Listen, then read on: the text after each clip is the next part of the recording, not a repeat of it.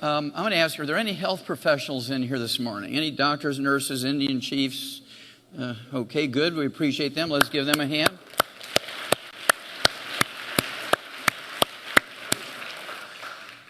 And what you're going to see is an adaptation of a presentation I gave to the United Nations August 7th of this year, or actually last year, a couple of months ago. And so you'll notice that there's quite a bit of stuff from like 20 different countries, because I wanted the United Nations to understand that what I'm sharing is a thing of humanity as opposed to America alone. And so, but it all tells the same story. And so we'll get going. And if you would hold the questions in, we'll have plenty of time for Q&A afterwards. And this will be considerably different from what you've learned.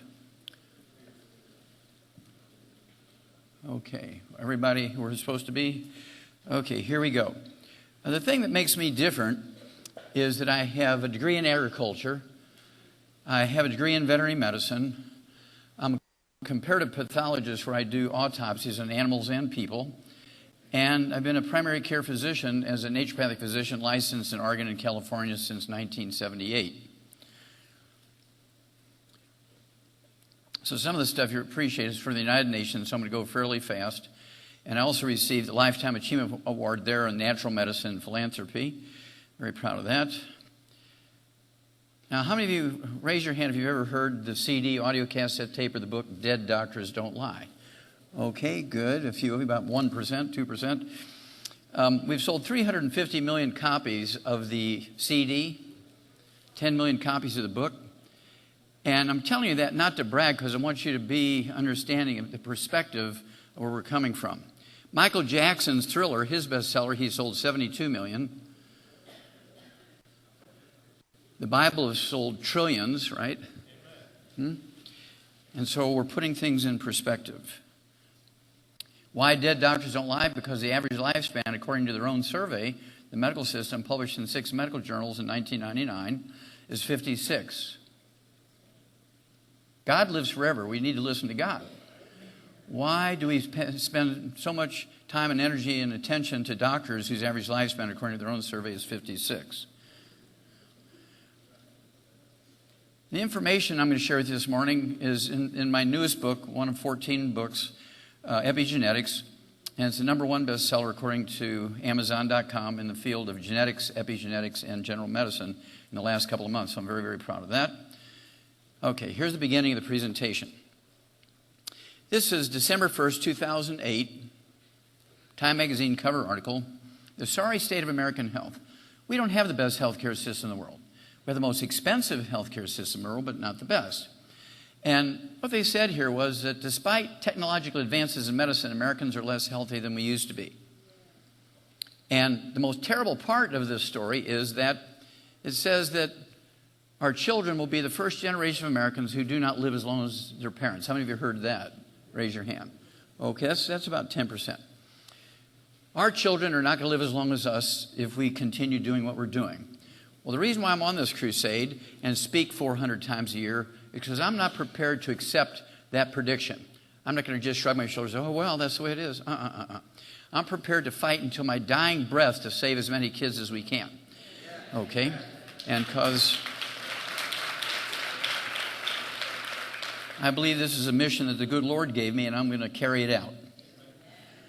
And this is what we're talking about. Grandma died at 92, mom died at 64, and daughter and granddaughter died at 46.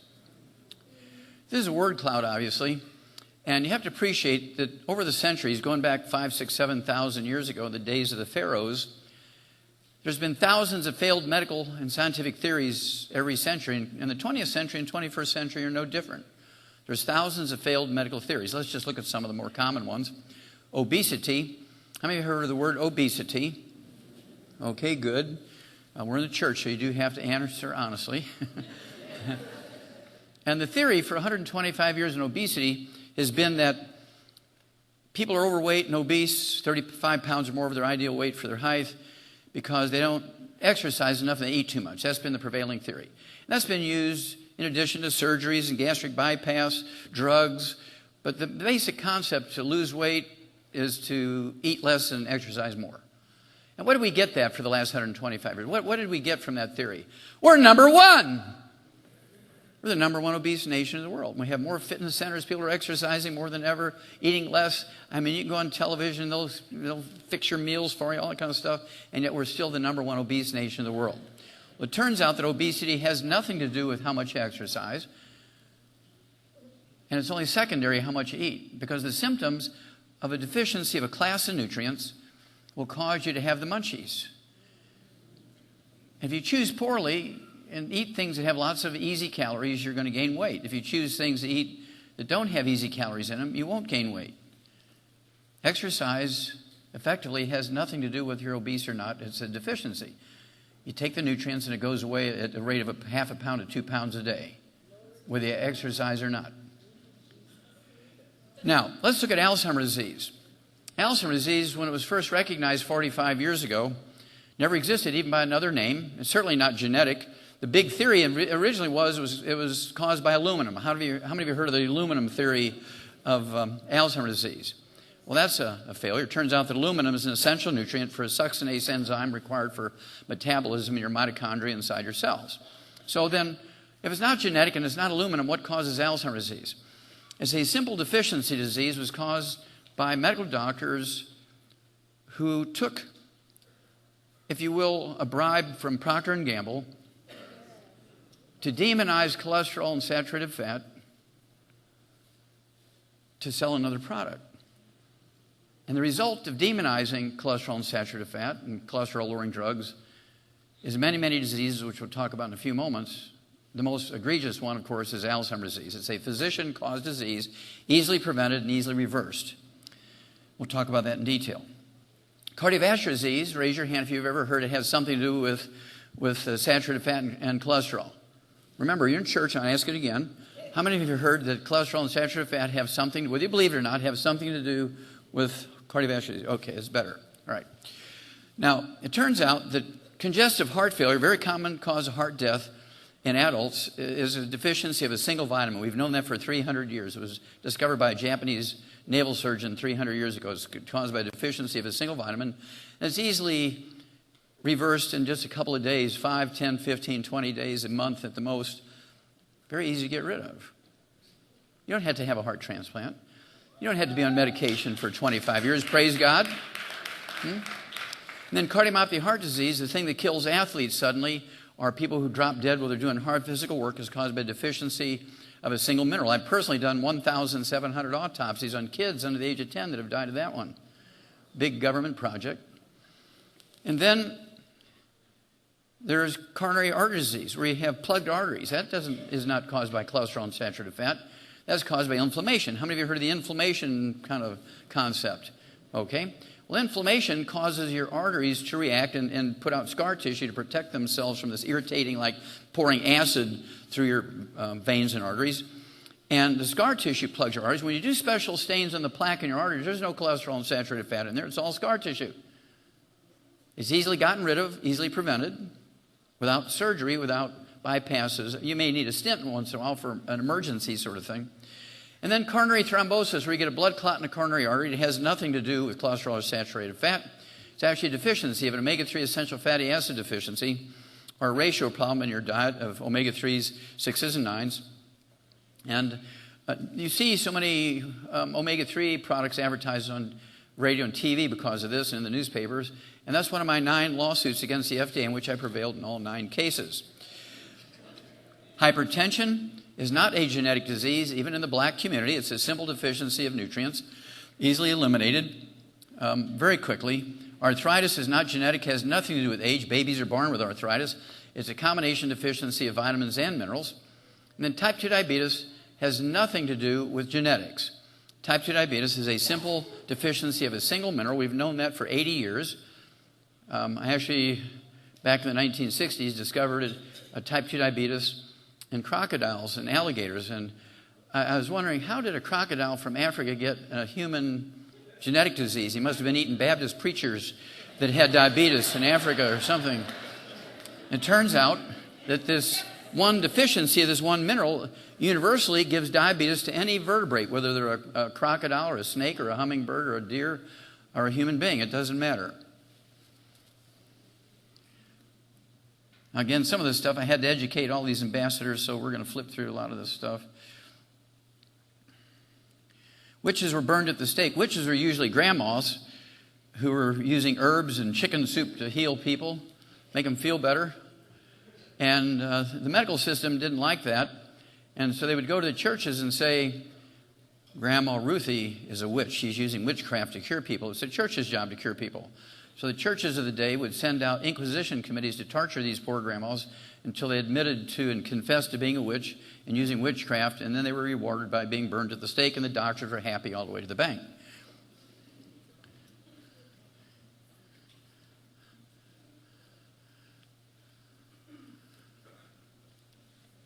The FDA and the medical system, their limit of nutrition is the 4 food groups. For a long time, for about 50 years, we used a 7 food group pyramid. How do you remember the 7 food group pyramid? Okay, well, that was too complicated for the FDA, the government, and medical doctors, so they reduced it to the 4 food groups. Now, remember, this is what we're doing, and this is why we're sicker than we've ever been. This is why we're dying younger and younger, and this is why your children will not live as long as you. You cannot get everything you need from the 4 food groups because the nutrition is not in the food anymore. We'll talk about that in a moment. The original pharmaceuticals, where the doctor would give you something in his office, was homebrew, was whiskey. And, good Kentucky bourbon and that kind of stuff. One of the big ones was Coca-Cola. Coca-Cola, before prescriptions, Coca-Cola was cocaine. That's why they called it Coca-Cola. And in the 1920s, it became a prescription item, cocaine, for dentistry primarily in the beginning. And so they had to take it out of the Coca-Cola, the over-the-counter, and the drugstore stuff. They were pulling out of the little things, and the tap, I guess you call it. And today, Coca-Cola is one of the biggest export products to the world. This is how people know us. Oh, Coca-Cola, that's the American thing. And then before the drugs, Prozac and others for depression, doctors would prescribe cigarettes. Call for Philip Morris. I'd walk a mile for a camel. It was always a doctor in his white coat and his stethoscope. He'd walk a mile for a camel. That's probably why their average lifespan is 56. Hospitals overcharge patients by 1,000%. They'll charge you $500 for a 3-cent latex examining glove. And nobody pays attention because insurance pays or Medicare pays. So when you get the statement in the mail, you just throw it in a drawer, burn it, throw it in the trash. Nobody sits there and goes item by item to see what you were charged. Every time doctors go on strike who work for hospitals or on the hospital staff as opposed to owning their own clinic, every time doctors go on strike in hospitals all over the world, whether it's England or Israel or the United States,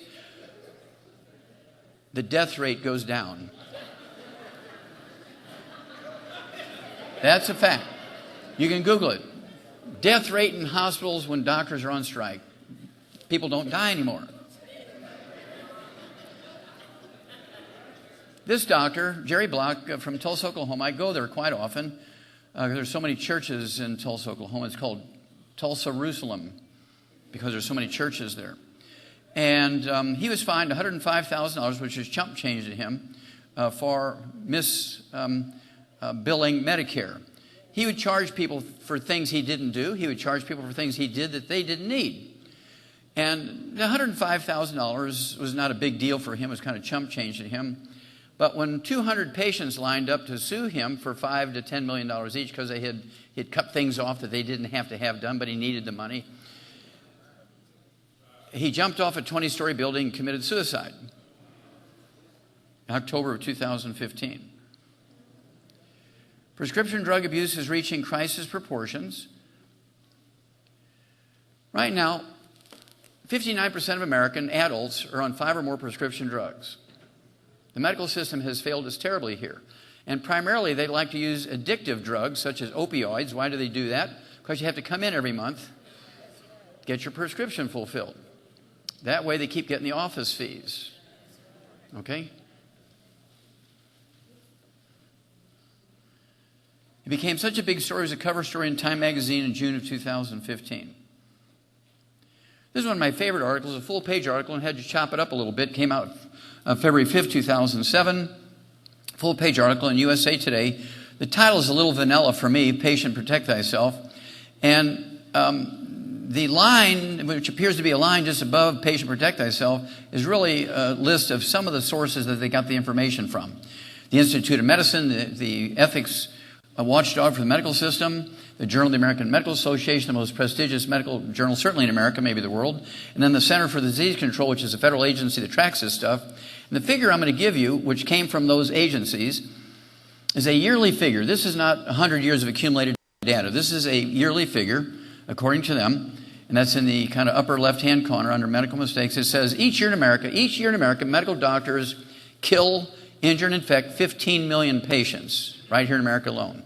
Each year in America, medical doctors kill, injure, and infect 15 million patients each year. Let's just look at 2006. Again, this is the Institute of Medicine did the study. And they just looked at decimal point errors, where the prescribing physician actually had some decimal mistakes, or the fulfilling pharmacist made some decimal point mistakes. These types of mistakes, yearly figure, are tallied up at 1.5 million fatalities and permanent injuries each year from decimal point mistakes in prescriptions. Let's just look at infections in hospitals each year, just American hospitals. This is the Center for Disease Control, the federal agency that tracks this stuff. They say that there's 2 million infections each year from one bug, C. diff, Clostridium difficile, which is a human poop bacteria. And they tracked it through hidden cameras that doctors just don't wash their hands after they go potty. Things that you teach a 3-year-old to do. Doctors don't wash their hands after they go potty, and results in 2 million infections each year in hospitals. And of those 2 million infections, you look at the second paragraph on the left-hand column. It says, of these 2 million patients that are infected each year in hospitals, 90,000 die. Each year, 90,000 die from these infections because doctors simply don't wash their hands after they go potty. I'm going to give you a theoretical problem here. What if North Korea, what if Iran, what if ISIS were to send over an intercontinental ballistic missile with a biological weapon and infect large population centers? Like Newark, New Jersey, Philadelphia. What about New York? What about Atlanta? What about Dallas, Texas? What about LA? What about Chicago? Infect 2 million people with that biological weapon and kill 90,000. It'd be war! Wouldn't it? Well, here's one trade that does it every year in their office, their workplace. They don't even get an OSHA ticket. They get a walk every time.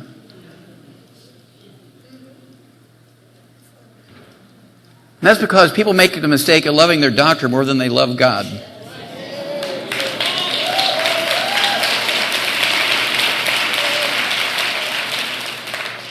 I want you to appreciate that every time you see something in the newspaper that a certain drug has been recalled because it's wounding or hurting people, or a device, medical device such as the endoscopes from above and the colonoscopic examination from below are hurting people, they pull them off the market. The FDA will pull them off the market. Well, when they withdraw these things, whether it's the drugs or the medical devices, guess what? The FDA is the one who approved them. That's right. That's right.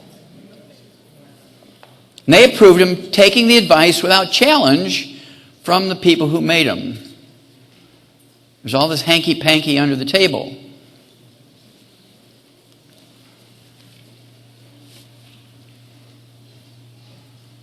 Death rates rising for middle-aged white Americans because they're all getting on these opioid drugs from the doctors. This doctor who billed for surgeries that were not performed, particularly he said that people had cancer, he got 175 years in prison. This is from Detroit, but I guarantee you he won't spend that much time there. He'll get out in 2 years. Medical guesswork. When doctors don't know what you have, they won't say, I really don't know. I'm going to give you another appointment next week for free. And you come in, and in the meantime, between now and then, I'm going to contact the university, I'm going to contact CDC, and I'll have some answers for you in a couple of weeks. Instead, they'll always say, you have an autoimmune disease, your body's attacking itself. And I can help your symptoms, but I can't totally deal with this disease because your body's attacking itself. Or he might say, did your mom or dad have this?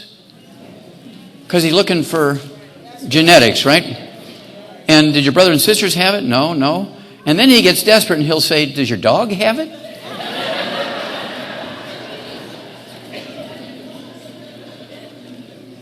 Each surgeon in the United States makes thousands of errors each year.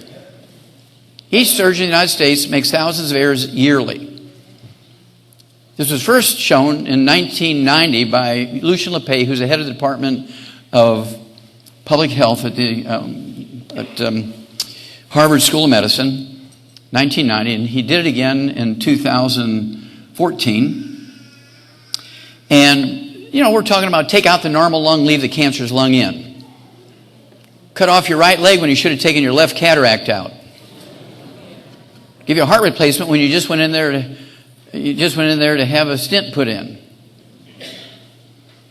How does this happen? Well, according to Lucien Lepay, the head of the Department of Public Health at Harvard Medical School, 1990 and 2014, he said, and he did this study, he went and got blood samples from these doctors saying, hey, we're doing a study on doctors, and they just volunteered and gave their blood on hundreds of them. And he found out that 52% of the doctors in emergency rooms and surgical suites in their private clinics, 52% are intoxicated every day when they go to work on alcohol, street drugs, and prescription drugs.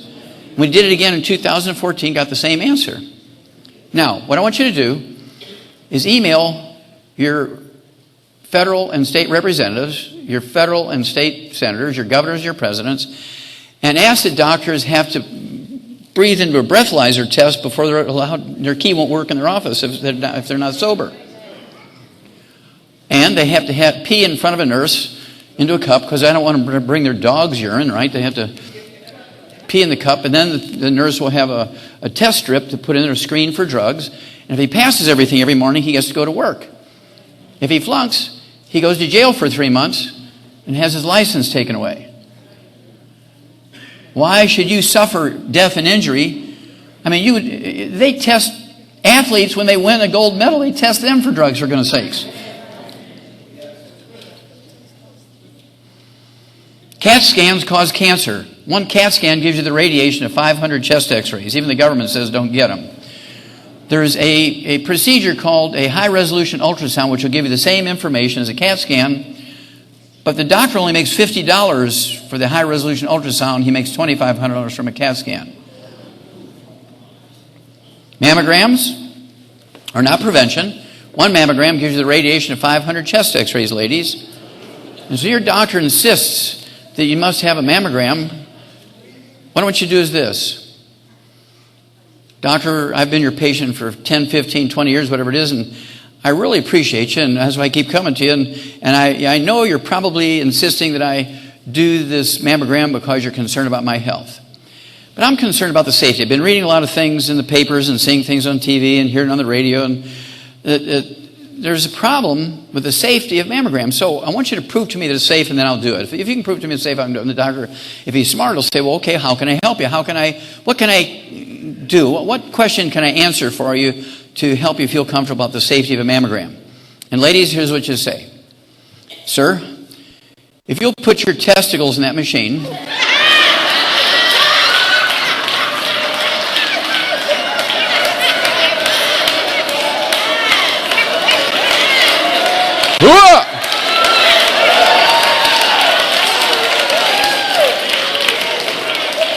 remember, I'm quoting you now, ladies. I am woman. And I guarantee there will never be another recommendation for a mammogram.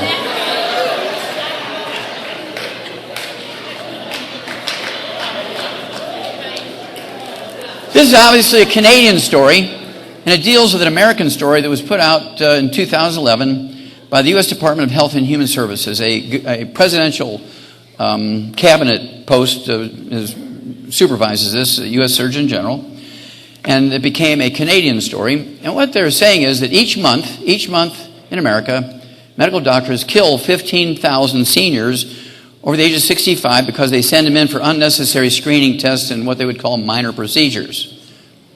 That's 180,000 a year, seniors that are killed by unnecessary testing and procedures because the doctor needs the income to pay his bills.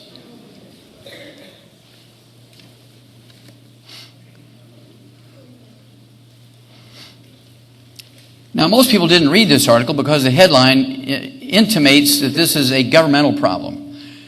U.S. healthcare wastes $750 billion a year. Say, what's new? The government wastes a lot of money, and so what should be surprising there?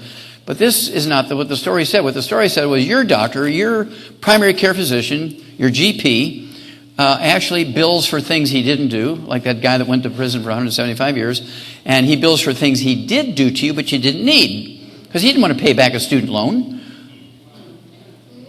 He just bills you, you pay him, he pays the university and doesn't have to pay it back. He uses you as an ATM machine. Now, at this point, I have to tell you a little story, and you'll see some of this in a moment.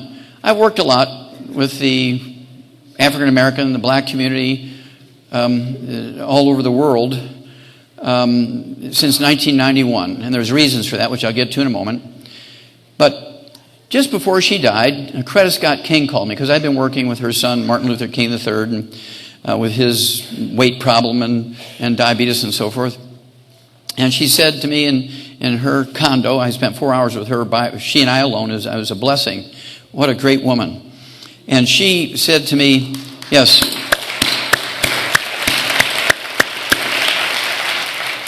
Dr. Wallach, I'm dying of cancer. The universities and the cancer doctors have given up on me. I've only got months to live. And it's time for the march from the Ebenezer Baptist Church to the King Center for Dr. King's birthday. And I want to march one last time. She says, I don't think I can physically make it. And she had all kinds of terrible complications for her cancer. I said, well, Mrs. King, would you like me to help you with your cancer? She said, no, I've already made up my mind. I'm ready to be with Martin. And I really just want to do this one last march. So she shared with me what her complications were, what her restrictions were, and we came up with a program. And praise God, she was able, when the time came, she was able to complete that march. So we give God all the credit on that one, right?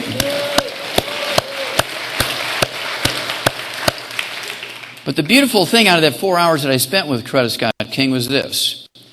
I said, ma'am, I have one question to ask you, if I may, about Dr. King. She said, oh, please, anything. And I said, well, when Dr. King knew he'd won the civil rights movement, when he knew legislation was coming, did he kind of fold his tent and say, okay, it's time to retire and I can just go back to preaching in my church? Or what was his thinking when he won such a great, great thing? And she said, oh, that wasn't the end for him. That was just the beginning. She said the medical system was next. Because he knew that the medical system in the U.S., and this is all in my newest book, which is the bestseller, as you've seen, it goes into great detail what Dr. King knew. How many of you have heard of the Tuskegee experiment? Okay. That was one of the nicest things that the medical system ever did to the black people, compared to all the terrible things that were done to them. And most of them are listed in that book, Epigenetics. And it was a horrible thing. She said Dr. King knew this, and he was going after the medical system next to make sure that the black community was not taken advantage of. Okay? Not being used as an ATM machine, not being used as an experimental animal. In 1980, it was 1 out of 250,000 kids had autism. Now it's 1 out of 45. How'd that happen? Well, there's two reasons. Number one, there's enormous incentive. There's enormous incentive for a pediatrician to diagnose a child with autism, because the statistics are, over a 5-year period with an autistic kid, regardless of the age, over a 5-year period, the pediatrician will make $2 million. So why wouldn't every kid that comes in have autism? Secondly, the brain requires 90 essential nutrients, 60 minerals, 16 vitamins, 12 amino acids, 3 fatty acids, and our children don't even have half a chance to get that anymore.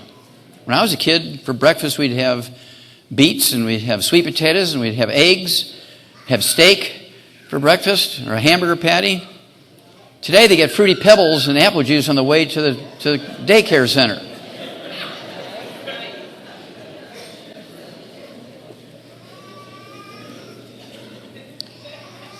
This little Latino girl, 28 years old, was from a low-income family, and so she was using county facilities for her prenatal care, and when she got pregnant, for her pregnancy monitoring. The day came to have her baby. The doctor who'd been monitoring her, they paged him, and he's playing golf. He's on the 14th hole, and he said, oh, this is her first pregnancy. It'll take a little while. Keep me informed.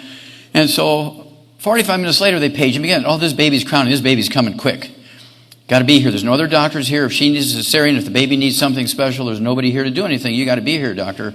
We came in 45 minutes later, just as the baby was crowning, and he goes right through the scrub room, didn't wash his hands, cut her arms and legs off, and then delivered the baby.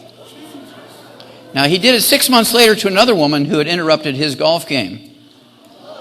He's still working at that county hospital in Orlando, Florida, because it's a county hospital, it's a government hospital with a big union, they can't fire him. Now, if I was her daddy, I'd have been found guilty of temporary insanity. And that fellow would not hurt anybody else. This is in England.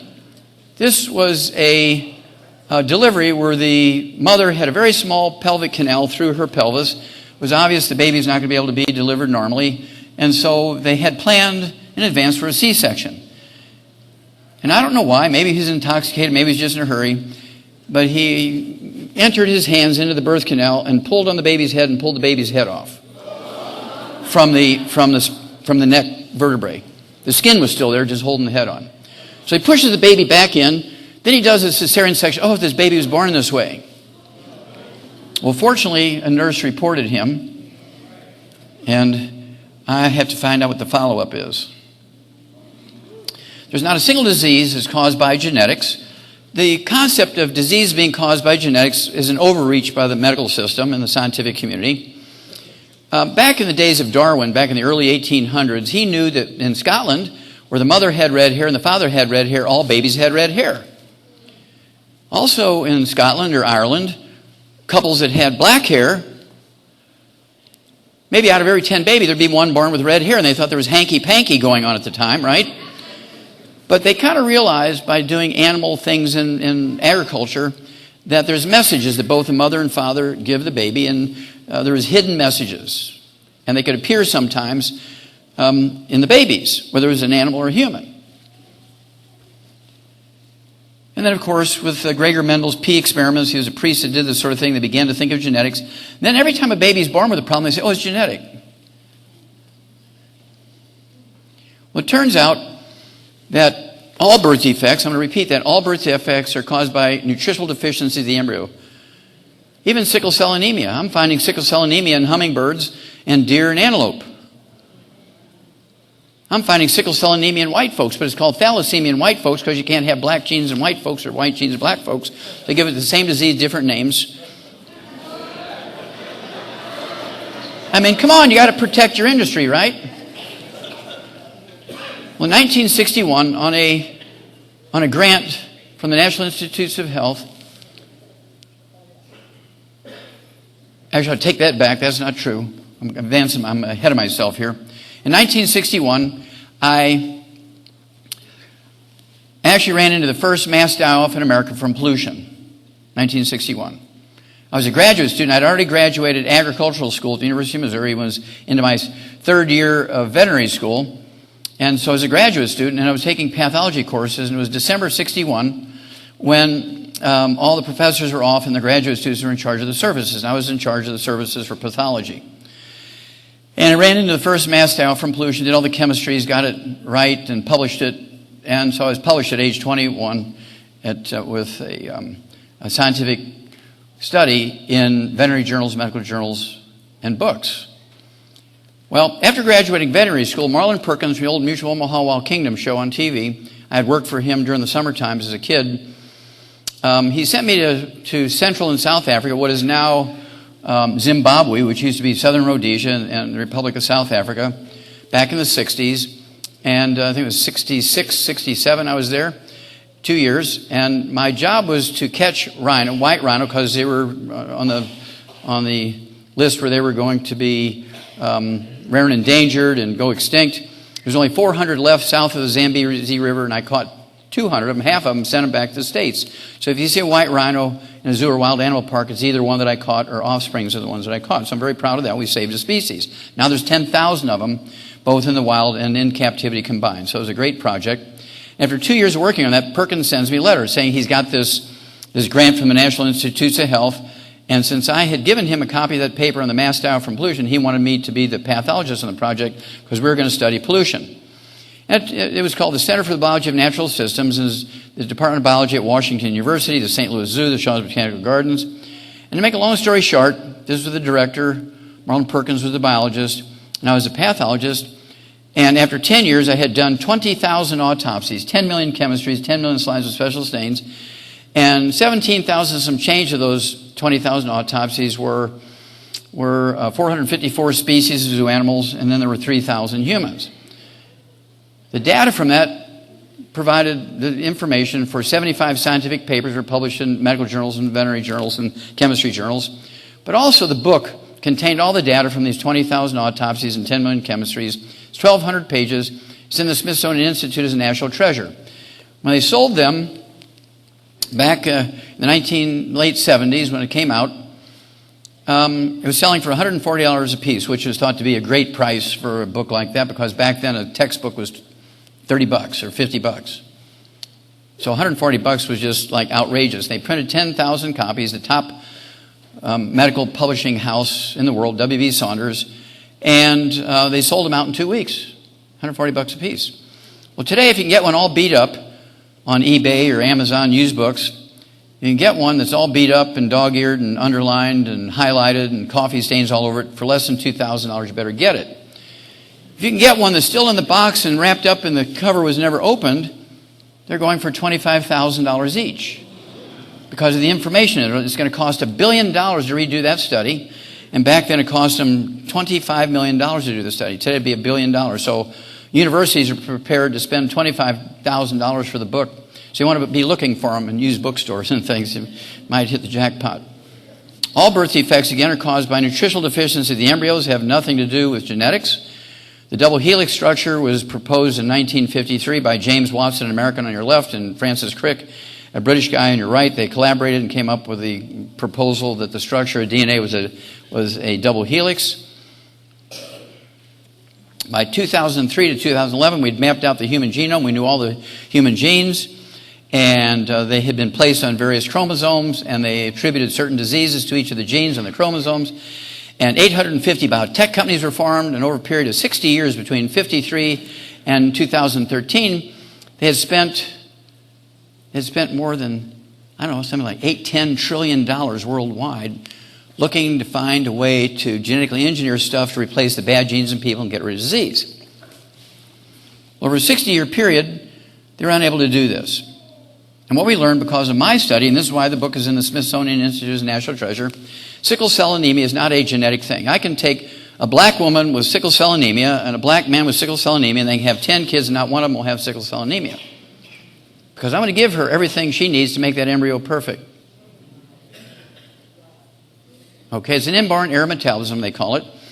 And what it is, and again, I'm the guy that discovered it because I'm seeing these things in hummingbirds and deer. It's supposed to be a black genetic disease, but it's in all these animals, all these vertebrates, non-human. It turns out it's a birth defect of the bone marrow. It's kind of like a cleft palate in the bone marrow.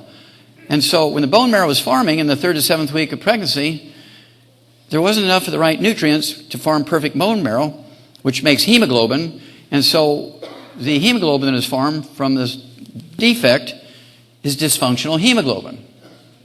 It's not genetic.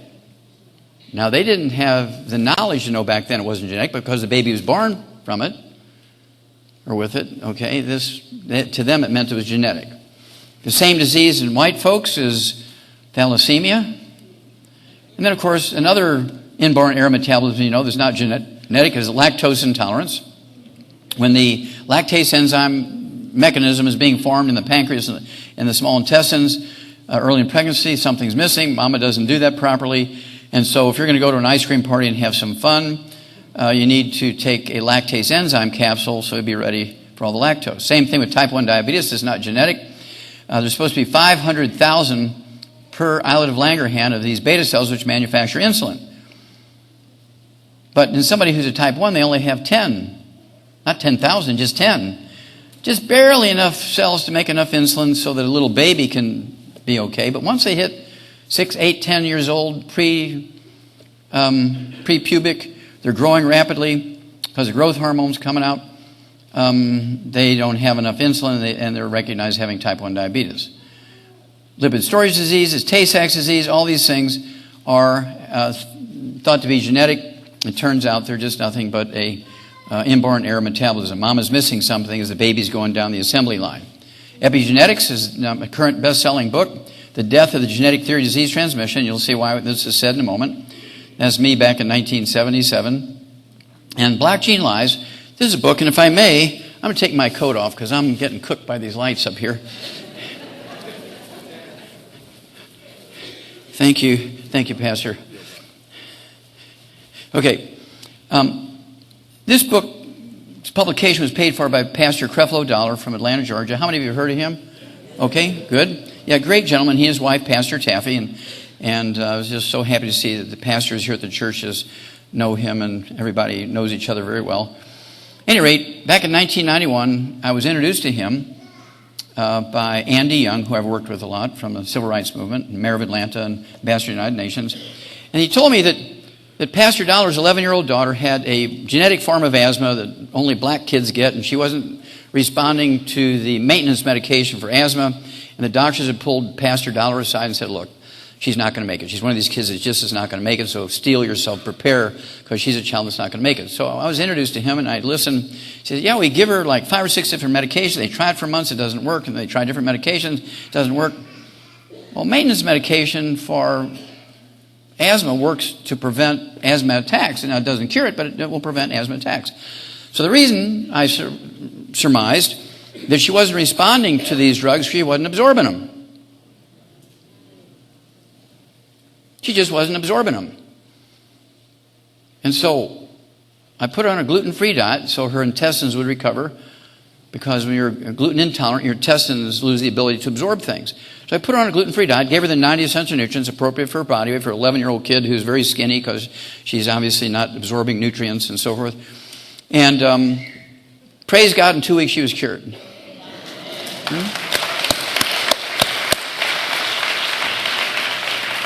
Pastor Dollar, unsolicited, gave me a large sum of money, a check. And I said, well, I didn't ask for anything, Pastor. He said, no, this is not for you. This is for you to do the study to find out what causes diseases that are said to be genetic in the black community that are not. I want to know how to prevent them. I want to know how to cure them. So I spent the money as he wished and came up with this book.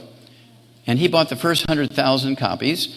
And we sell about 1 million of these a year. Every black child in the world needs to read this book because it goes into what causes, how to prevent and reverse sickle cell anemia, asthma, obesity, type 2 diabetes, Alzheimer's disease, cardiovascular disease, high blood pressure.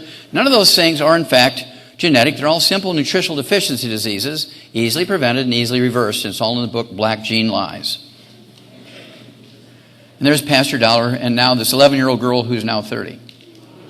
Hooah!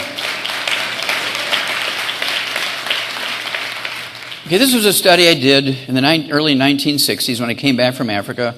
Every day, just about, we were in the newspapers in the central part of the United States, including Missouri and Illinois and Indiana, because of all the work we were doing, all these autopsies, we're finding all these diseases. And of course, the center wanted to let people know we were spending their money well, and so they're sending out news releases. And Monsanto, the chemical company, had a main office in St. Louis, and they donated big hydroponics units, a building that had all these trays and racks and watering systems and fertilizing systems.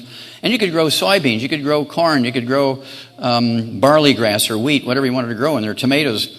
And they opted to set it up for barley grass. So it would be almost like giving a pasture to an animal in a cage in a zoo. And Marlon Perkins said to me, okay, Wallach, we need to find out if we're going to be wasting a lot of time here. Are the animals going to eat it, first of all? Secondly, is it going to be of benefit to them, or is it just something to play with and roll around on and give them diarrhea and more things to clean up? So find out for me. So to make a long story short, there was a pair of mallard ducks, simple barnyard ducks, in one of the zoo ponds. And every spring, it happened to be spring, they'd lay fertile eggs, and the eggs were being fed to the various animals that would eat eggs. And so I said, don't give the fertile eggs to the animals anymore. What I want you to do is start putting them in the refrigerator. When you get 125 of them, let me know. Well, 3 months later, we had 125 of these fertile eggs in the refrigerator, just like human frozen embryos kind of thing, right? And I set up 4 groups. Group number 1 got chopped up head iceberg lettuce for 6 weeks. Group number 2 got only the chopped up hydroponically grown barley grass from this new hydroponics unit. Group Group number 3, the one that has the ruler on it, got the Ralston-Purina scientifically constructed duck pellets for raising baby ducks. You know the one with you notice that the one with the ruler on it is like 3 times as big as the other 2 groups. And then the hydroponically grown barley grass and duck pellets together, group number 4, I called it the baby Huey group, because they were 5 times bigger than the number 1 and number 2 groups. Same mother, father. The mother and father were eating the same food for the entire 2 or 3 months, whatever it was, to get the 125 eggs. And the only genetic difference between them was some were boys and some were girls. Otherwise, the genes were exactly the same because the same mother, father, same food they got for that period of time where they were laying those fertile eggs. And the only one that got the nutrients in such a level that it allowed them to get the genetic potential for health and longevity and fending off disease and size and fitness and so forth was the one that got both the hydroponically grown barley grass and duck pellets. This experiment was written up in scientific journals. It's a big portion of a book called Rare Earths Forbidden Cures. And also, of course, it became the first scientific study done on the science of epigenetics. It was in the mid-60s, in 1967, I believe. And I'm considered one of the 3 fathers of the science of epigenetics as a result of that one little experiment. High blood pressure, I probably went too fast there. Apologize. High blood pressure in blacks not genetic. Okay. Say simple nutritional deficiency. The death of the genetic theory of disease transmission. Remember James Watson? He was the one, along with Francis Crick, proposed the double helix structure of DNA. And he was asked in March of 2013 to give a progress report. Where are we at? It had been 60 years since they had proposed in 1953. The structure of DNA was a double helix. And over those 60 years, there had not been one disease cured with genetic engineering. There had been not one disease prevented with genetic engineering. What was going on? Where were we going wrong? What's our status of genetics? He gets up in front of an illustrious group in San Diego, California. Was at the University of California, San Diego, and the Salk Institute was there to be the host. And there were 300 invited people. I was not one of them. And 150 of them, half of them, were Nobel Prize winners from all over the world. They were one of the best minds in the world for this presentation. The other 150 were heads of departments of genetics and biochemistry and chemistry at medical schools all over North America, Canada, United States, and Mexico. And he got in front of this illustrious group, kind of like I'm standing in front of you now, and I'm going to quote him now. He said, "You can sequence the genes of 150,000 people that have what we believe are genetically transmitted disease, such as sickle cell anemia, type 2 diabetes, things like cancer, and you're not going to cure a single person." Now he said a few more things, and I'm going to quote him again. He said, "Because all the experiments we've done over the last 60 years in genetics have been irrelevant." I guarantee at that moment, every heart in that room started palpitating, eyebrows went up, people stopped breathing. And then he spoke for a little bit more, and then he said, "Because nothing we have thought to be genetically transmitted is, it's all biochemistry, aka nutritional deficiencies." And then they fired him.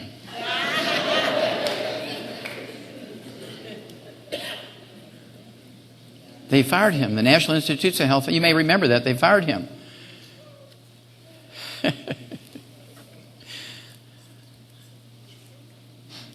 Now, the first 90 days of pregnancy, the first trimester is when the baby's going down the assembly line.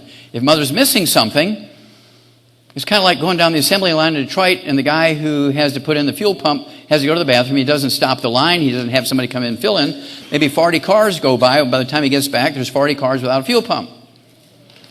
Same thing is true with the mother with that baby. As the baby's forming, she has to have everything perfect. All 16 minerals, all 16 vitamins, 12 amino acids, 3 fatty acids, and optimal amounts to manufacture that baby properly as God saw fit to make us, okay? After that 90 days, it's all growth. Of course, you can see how a human embryo, as it's developing, requires stuff. Another way of looking at this is you can take a blueprint of your dream home, buy your dream lot on a lake or in the mountains, and you throw that blueprint onto the lot and come back a year later. Is that house built? No. The deer ate the blueprint and the weeds are chest high. There's no house because you needed skilled craftsmen, concrete layers, carpenters, roofers. You needed roofing shingles, you needed wood, you needed drywall, you needed brick, you needed all this stuff. Same way with your genes. They are nothing but a blueprint. Doctors yet still believe that genes are autonomous. They're going to do what they're going to do regardless of how you eat, what you do. It's not genetics anymore. It's all epigenetics. Okay, what are OBGYNs doing wrong? They should be held accountable for all this. That the fact that our children are not going to live as long as us. They'll be the first generation in America that our children do not live as long as us.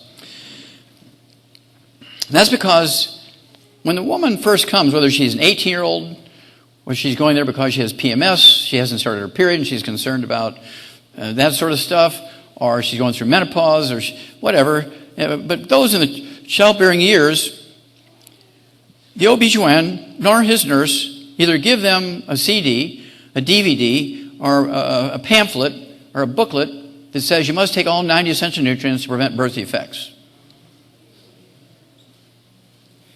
What I want you to do is when somebody in your family or somebody you know or somebody in your church family or somebody in your workplace, either they are young kids are dating seriously or they're getting engaged or they're getting married, don't give them money. Don't give them gift certificates. Do not give them towels with their initials monogrammed on it. Don't give them a set of linens to start their household. You give them the 90 essential nutrients so you won't be a grandparent babysitting a special needs child.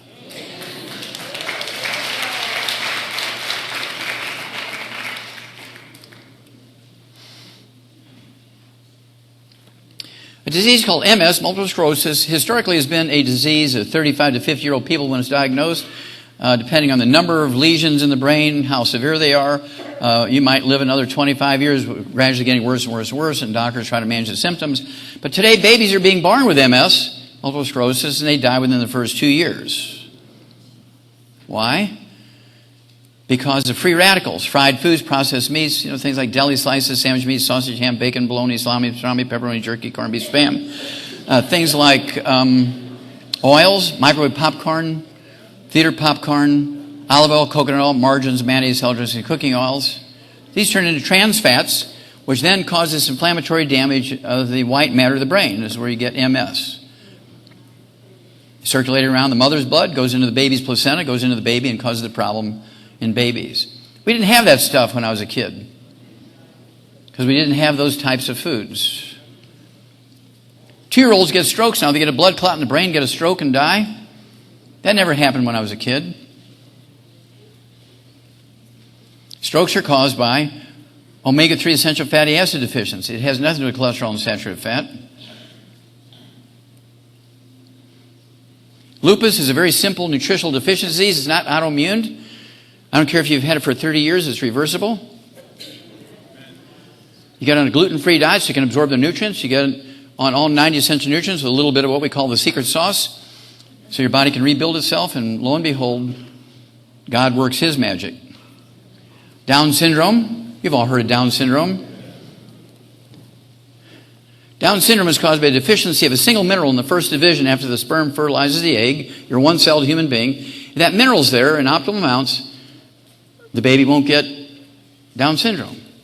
But if there's not optimal amounts of that one mineral, there's a high probability that there'll be a Down syndrome baby. Well, up until about 25, 30 years ago, the word was amongst the OBGYNs and middle-aged women that middle-aged women over age 35 were more apt to have a Down syndrome baby. How many of you heard that? Over 35, you're more likely to have a Down syndrome baby. Yeah, that was the way things were going. Well, today, women in their 20s and teens who get pregnant are the ones more likely to have a Down syndrome baby. Now, Down syndrome is reversible in the first 2.5 months of pregnancy. For either an amniocentesis test or an ultrasound, you can see the baby has Down syndrome, and it's reversible at that point. I've done it many, many times. My most famous one was Lauren Knievel, Evel Knievel's niece-in-law. And it's one of those God things I call it. You give the body what it needs, even as an embryo, it will repair itself.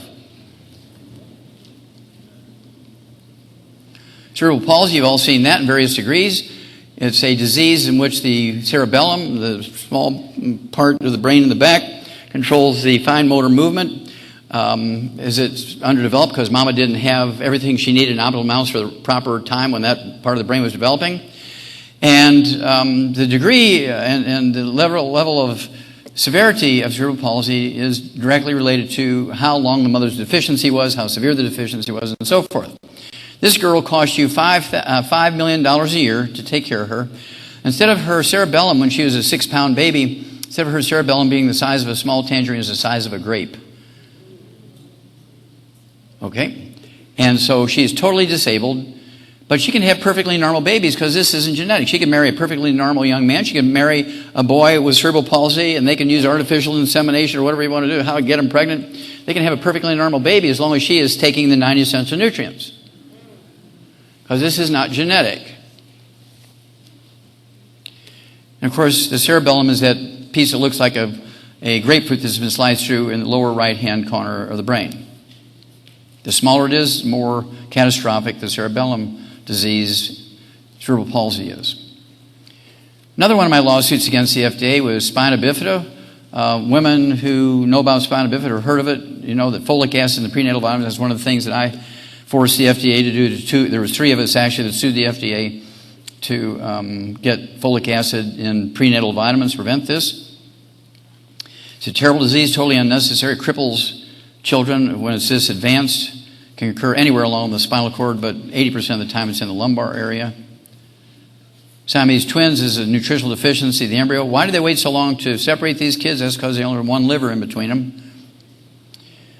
Triplets, but there's only 3 sets of legs. The 2 small sets of legs, there's no torso, no head, no arms, and it took a series of surgeries to separate them off safely, but it's totally preventable. Congenital deafness, where the baby's born deaf, has nothing to do with genetics. It's a simple deficiency of a single mineral. We've known that since 1964. But doctors continue to form institutions to raise money to find the gene. And what I would do is say, you know, doctor, I would love to donate money to this fund to find the gene for deafness. But what I want to do before I donate money, I want to see a copy of your taxes from last year. Because I want to see how that money was distributed. And that's when they'll say, I'm sorry, I can't let you see that. Wait a minute, you're a publicly, you're a public institution. I want to see your tax return. Oh, you can't see that. That's because 99% of the money that was donated wound up in his pocket as fees. Cleft palate, totally preventable. Terrible thing to inflict on a kid because mama's not getting the 90 cents of nutrients. On your left is a typical belly button hernia the size of a walnut, easily repaired with a surgery. One in the middle, one on the right-hand side is what would be called gastroschisis, where the stomach and the liver and the spleen, all the intestines are hanging out. These 2 babies died during the birth process. They should have been delivered by cesarean section. They were perfect in every way. There was nothing wrong with these babies other than that they had belly button hernias without skin over them. And everything came out during the forceful contractions during birth, and they died of vascular shock. Where was the doctor who was supposed to be monitoring them? Oh, he was in the bathroom giving himself IV drugs. Now, how many of you have heard of thalidomide? Some of you are old enough to remember thalidomide. There are 10,000 babies born in America.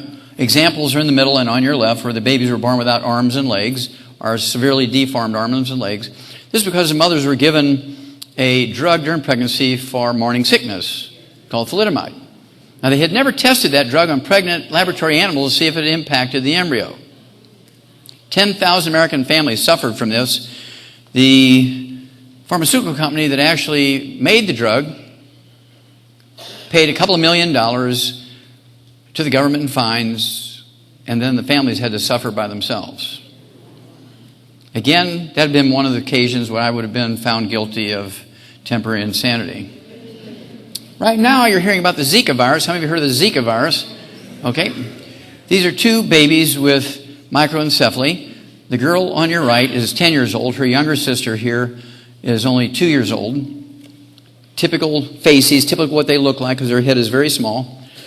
There's 4,700 babies born in Brazil between June and October of 2015. 4,700 babies with this defect. Now, people are blaming this on the Zika virus, although the same Zika virus occurs in just about all of South America and Mexico and the Bahamas, but nobody else has seen the same birth defect. So I suspect there's something else going on there. Okay, there's something else going on there. Are they giving these women a new drug for morning sickness? Are these women celebrating because it's some holiday there and they're all out drinking in that part of the pregnancy? I don't know. There's something else going on there because the Zika virus alone is not going to cause this. This gal on your right is 10 years old before the Zika virus. Okay? Have you ever read some of the Greek mythology or heard of the Cyclops? Terrible warrior with one eye in the middle of his forehead. His greatest joy was to hold you and eat your head, kind of stuff. Well, here's a kitten with cycloptic eye. Here's a sheep with cycloptic eye. Here's a shark with cycloptic eye. So when you have two vertebrates from different families, and cat is a carnivore, lamb is a herbivore out there eating grass, and the shark, of course, is a fish-like critter. And they all have the cycloptic eye, so that tells you that it's not genetic in any way, shape, or form. It's a simple nutritional deficiency. Here's a 6-month-old human baby with cyclops because mom wasn't getting those nutrients during pregnancy. Some of these kids are strong enough that they will grow up.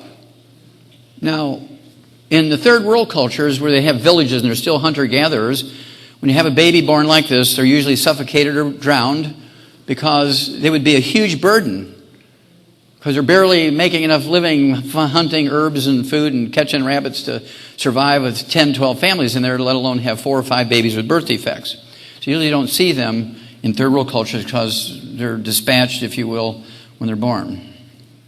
And animals, farm animals and pet animals, reports cycloptic babies, 1 on 16,000 each year because we supplement them, so it's a fairly rare defect. In humans, it's 1 in 250.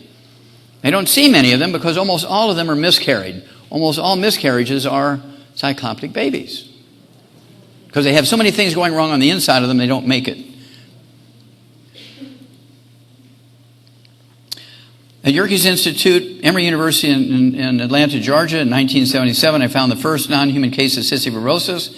Did biopsies on the other 24 baby monkeys in that facility that did not have any relationship genetically to that monkey, and they all had cystic fibrosis. So I knew immediately it was a environmental thing. Tracked it down, did the chemistries, figured it out, published, got it ready for publication, took it to Emory University, the powers that be, Grady Memorial Hospital, and the Yerkes Primate Center, and they fired me.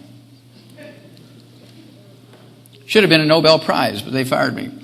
Well, just before they fired me, on the letterhead of experts around the world, they all agreed that my tissues from this one monkey, which I didn't tell them was a monkey, I just said, what do you think this is? And they said, this is a classic example of cystic fibrosis. And so when I originally turned it in, Emory University made a news release. Hey, we're wonderful. And they beat their chest. We found the first non-human case of cystic fibrosis. We're going to have laboratory animals. We can study it. And everybody's excited. And then when I did the rest of my research and found out that it wasn't genetic, that's when they fired me.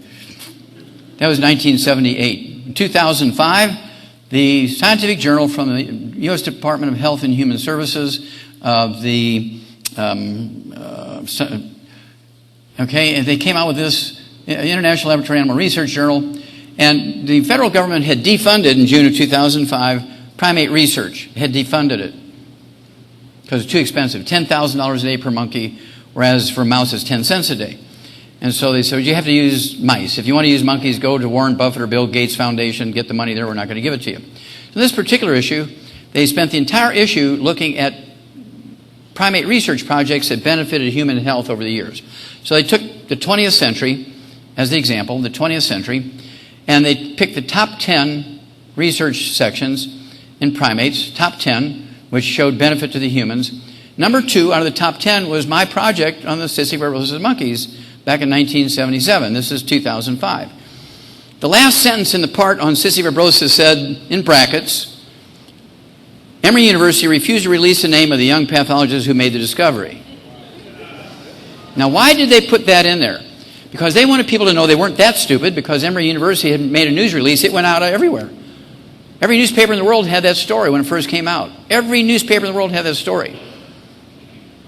Well, they told these guys, if you put Wallach's name in there, we're going to fire you. And so they kind of put their toes on the free throw line as far as they could go and hope somebody else would follow up on it. And of course, nobody did. But the story's in the book, Epigenetics. These are the kids you see with cystic fibrosis. Now, in 1989, I went to Qishan province, China, where I did those 1,700 autopsies on kids under the age of 10 that died of Qishan disease, which is cardiomyopathy heart disease, that sudden heart attack death that occurs because of a deficiency of a single mineral. And that deficiency of that same mineral is what causes cystic fibrosis.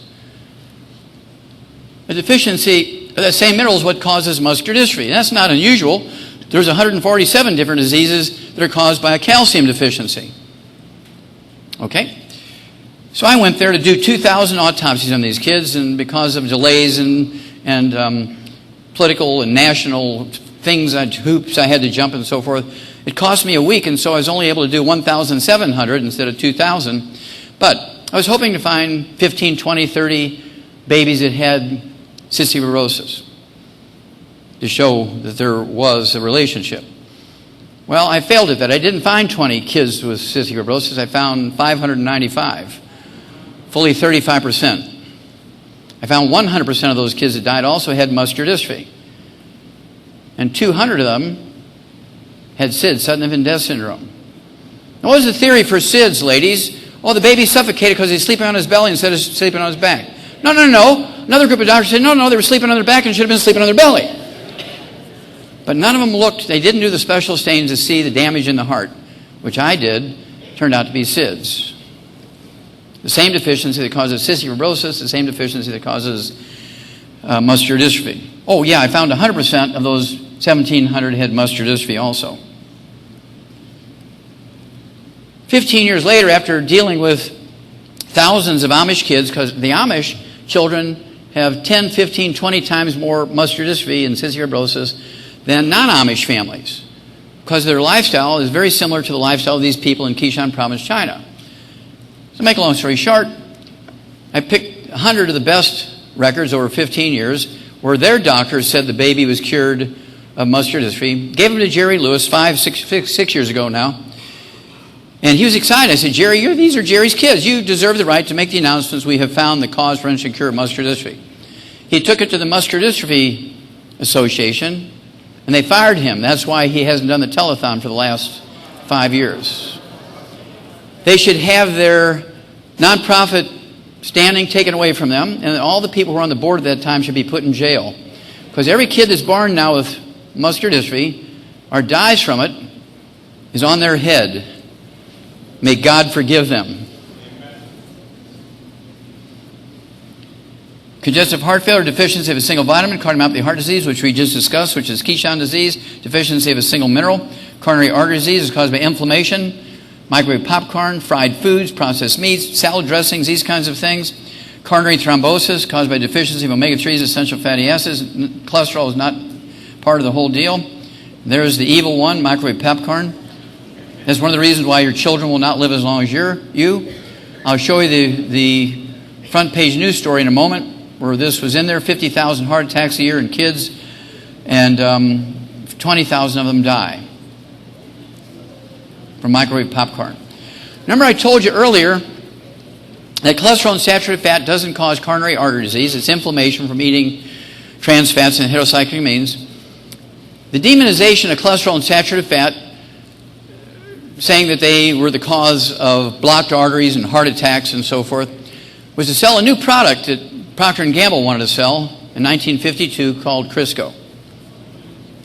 So Procter & Gamble, through the efforts of a medical doctor who was a professor of medicine at the University of Minnesota, he was also on the board of Procter & Gamble, he was also on the board of the American Heart Association, and he brokered the deal where Procter & Gamble gave the American Heart Association back in 1952 $1.7 million to endorse Crisco as a healthier way to eat than lard, cream, and butter.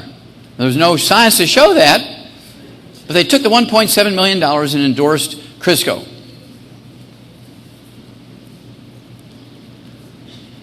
Oh, I have to tell you, Crisco started out in 1901.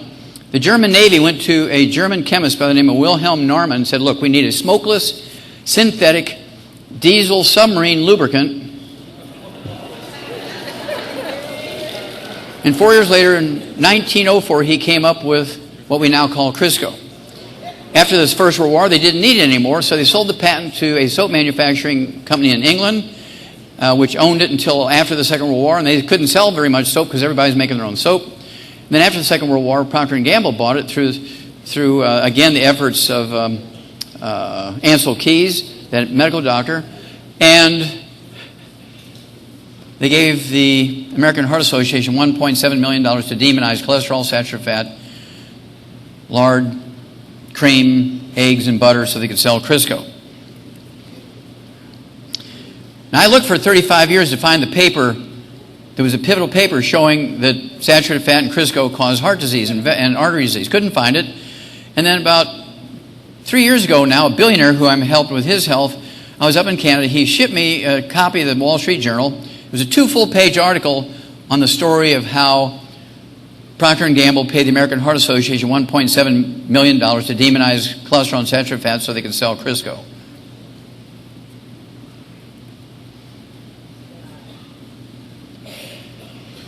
And they weren't selling much, even though the American Heart Association endorsed Crisco. They couldn't sell much still because it wasn't very romantic or sexy.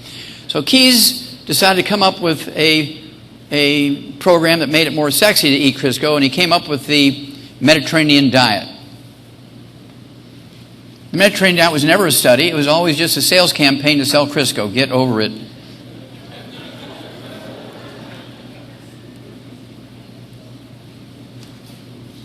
There's Kishan, China.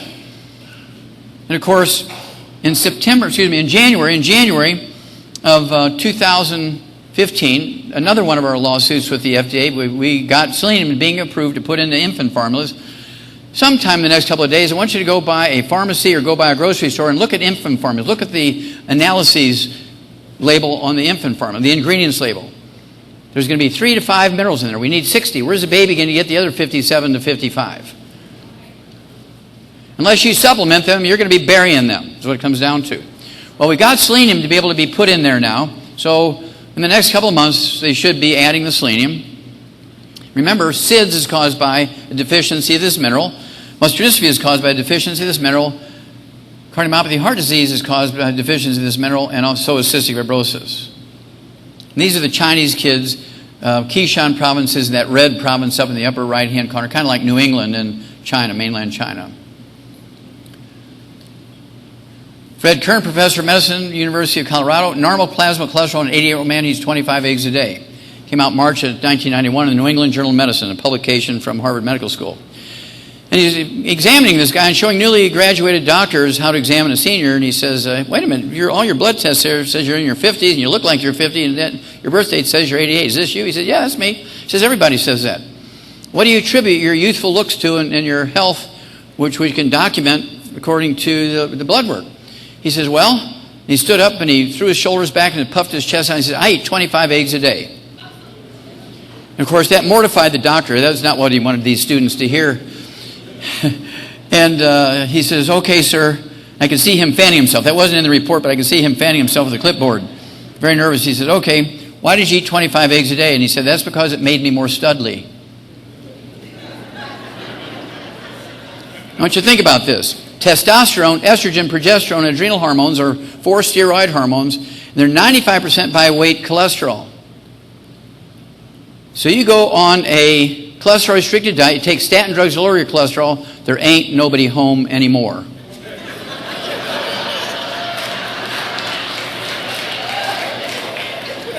Now, the pharmacy industry, the pharmaceutical industry loved that. They came out with Viagra and Cialis, and now they got women's Viagra. They're having the time of their lives. And of course, they're pumping out statin drugs as much as they can to get you in that situation. They're burning the candle. They're burning your candle at both ends, so to speak. These 3 Time magazine covers give you the whole story of cholesterol. There's a picture in 1961 of Ansel Keys, the guy who brokered the deal between Procter & Gamble and the American Heart Association for that $1.7 million. He was considered the savior of the American cardiovascular system because he pointed out for the first time that cholesterol was a demon. He looks like a Nazi, doesn't he?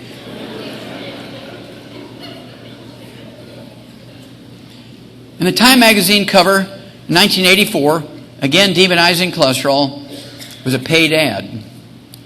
Then, 2014 cover article, Time magazine, eat butter! Why scientists labeled saturated fat the enemy and why they were wrong. It was a 5-page story on Ansel Keys and how he brokered the deal for $1.7 million to get the American Heart Association to endorse Crisco without one scientific article on it. The culture on Earth that has the fewest cardiovascular events, they have no heart attacks, no strokes, are the Inuit Eskimos above the Arctic Circle. They actually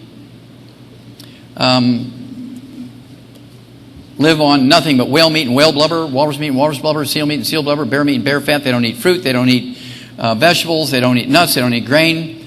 Their cholesterol is run 350 to 500. This has been reported at least 25 times a year for the last 12, 15 years. Doctors don't pay attention to this. They're the ones that came up with the concept of sit around the fire and chew the fat. See, they're all eating raw whale fat right here. Now, the only time they're going to get a heart attack or a stroke is if they come to New Jersey and eat like you. Bam! You're dead. Salt is not bad. In fact, salt has two very, very, very essential nutrients, sodium and chloride. And doctors in their ignorance have demonized, again, sodium and chloride. They're both essential nutrients. And any doctor who tells you you need to restrict salt, you got high blood pressure, you should immediately get up, walk out, go home, and on the internet fire them immediately, because they have shortened your life by about 25 years if you get on a salt-restricted diet. 1982, salt, a new villain. 2014, salt doesn't cause high blood pressure. I said that in 71 in some of my publications.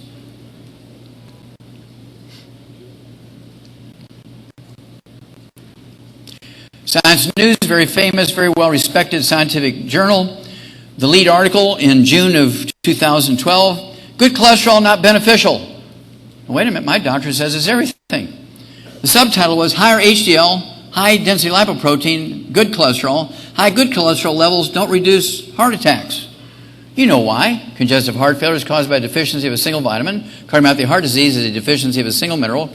Coronary artery disease is caused by inflammation, eating fried foods, processed meats, oils, gluten, microwave popcorn, all that kind of stuff. And then thrombotic stroke and coronary thrombosis, where you get a blood clot in a coronary artery, is caused by not cholesterol and saturated fat, but a deficiency of omega-3s are a ratio problem between omega-3s, 6s, and 9s.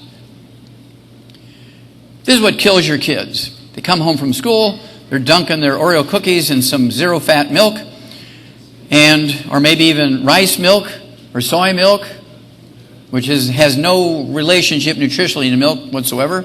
It should be against the law for them to call those things milk. The white icing in there is nothing but margarine that hasn't been dyed yellow. It's just nothing but trans fats and heterocyclic amines and acrylamides, cause inflammation, plug the arteries, and cause many, many other diseases. And of course, margarine is the worst type of fat for the heart. Well, my doctor says I have to use margarine instead of butter. Remember, that's why they live to be 56.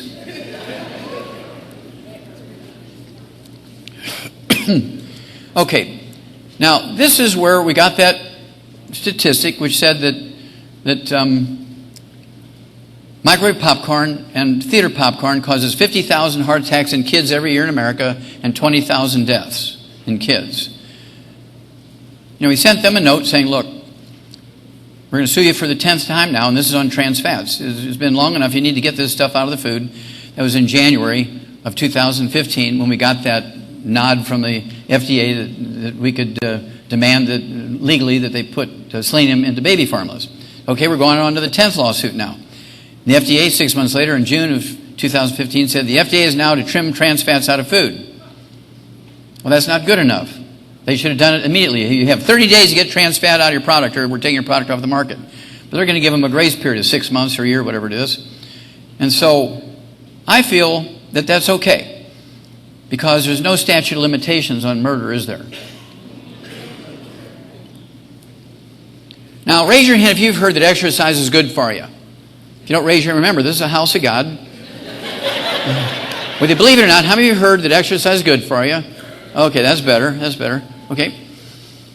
But it turns out, if you take all professional athletes from all sports and combine the data, the average lifespan is 62, except for football players is 51. Professional footballers 51. That's according to insurance actuaries. And there's never been a professional athlete ever lived to be 100. Now, the top professional athletes, they make $5, $6, $8, $10 million a game. The top athletes get pampered. They get massages 10 times a day. They get the best food. They get the best personal trainers. I mean, it'd be like you ladies who your whole life is around knitting. You just love to knit. I mean, some grandma, that's it. Their whole life they want to knit for all their grandkids and great-grandkids. And you never see them without their knitting needs. Man, they are just going at it, right? What if you got paid $5 million every Saturday when you're knitting? For knitting. Would that be cool? I mean, what a great profession. And yet there's never been a professional athlete ever lived to be 100. Some of those you know of, Jim Fixx, top runner. In fact, he was a professor of economics in one of the Ivy League colleges up here. I don't remember which one. He died at 52 of cardiomyopathy heart attack, a deficiency in that one mineral while he was running. His protege, Brian Maxwell from Canada, had 12 gold medals in long-distance running. He invented the power bar. Nestle's gave him $300 million for the rights of power bar, and then 3 months later, he died while he was running at age 51 of a cardiomyopathy heart attack. He's not a fitness guru anymore. He's just goo.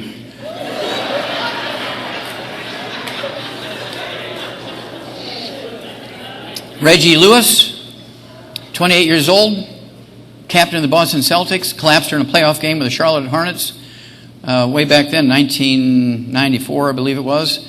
And he survived, and the top cardiologist in America, he was a cardiologist for the astronauts and NASA. He was the head of the Department of Cardiology at Harvard Medical School, gave him a minimum exercise regimen. He could just stand at the free throw line and throw free throws, and he put him on like 6 different drugs for his cardiomyopathy heart disease, and 2 weeks later he died from a second cardiomyopathy heart attack because nobody gave him 2 cents worth of selenium. Now here's that cardiologist, Dr. W. Thomas Ness, that ran the Boston Marathon 20 times. He was considered the world's top cardiologist, and he dies of the cardiomyopathy heart disease a year and a half after Reggie did at age 48. This 16-year-old kid on the left, Wes Leonard, Fenville, Michigan, a semifinals playoff, sudden death win. He got the points. His 4 teammates on the court are lifting him up in front of 10,000 cheering local fans, and he dies in their arms of a cardiomyopathy heart attack. The county medical examiner who did the autopsy on him says, we don't know why he died of this heart attack. It could have been the stresses of sports. Now that guy should go to jail because every time a kid dies from this is because he didn't say it was caused by a deficiency of selenium. He should go to jail for that. The girl on your right, Renelda Pierce, was a freshman at Florida State University. She dropped dead of a ruptured aneurysm while in the middle of a game. 19 years old, and the doctor said she had a genetic disease called Kawasaki's disease. Babies are born with aneurysms, and they die within a couple of months of a ruptured aneurysm, and this is thought to be a genetic disease because babies are born with this. This goes back to the days of what? Darwin, right, in the 1800s. It's actually a nutritional deficiency of a single mineral.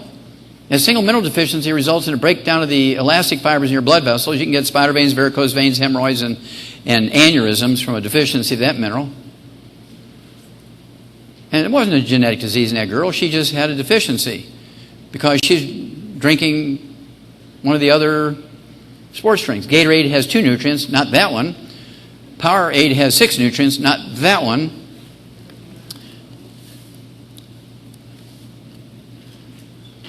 So these are kids, top 10 obituaries in the first couple of months of this year and the first couple of months of last year.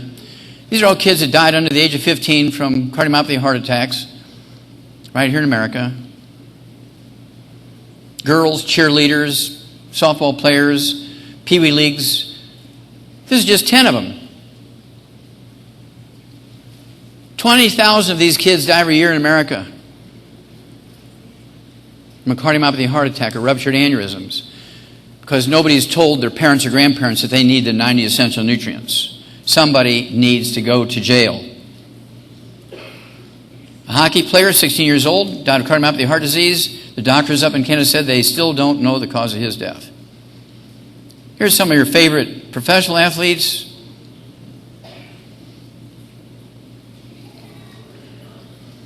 I love this one. I mean, he is one mean-looking dude. Look at that. Look at his six-pack. Look at the biceps. I mean, his biceps were bigger than Schwarzenegger's, and he died of a deficiency of a single mineral. Bam! He was dead.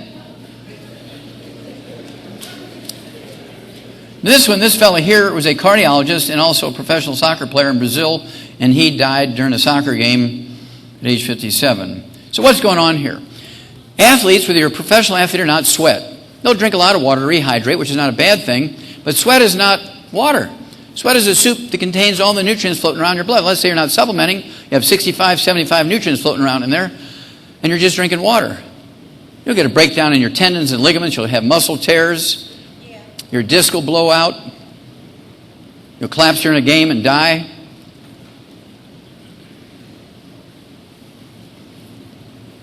You take the 90 essential nutrients, none of that will ever happen because you'll be replacing what you sweat out.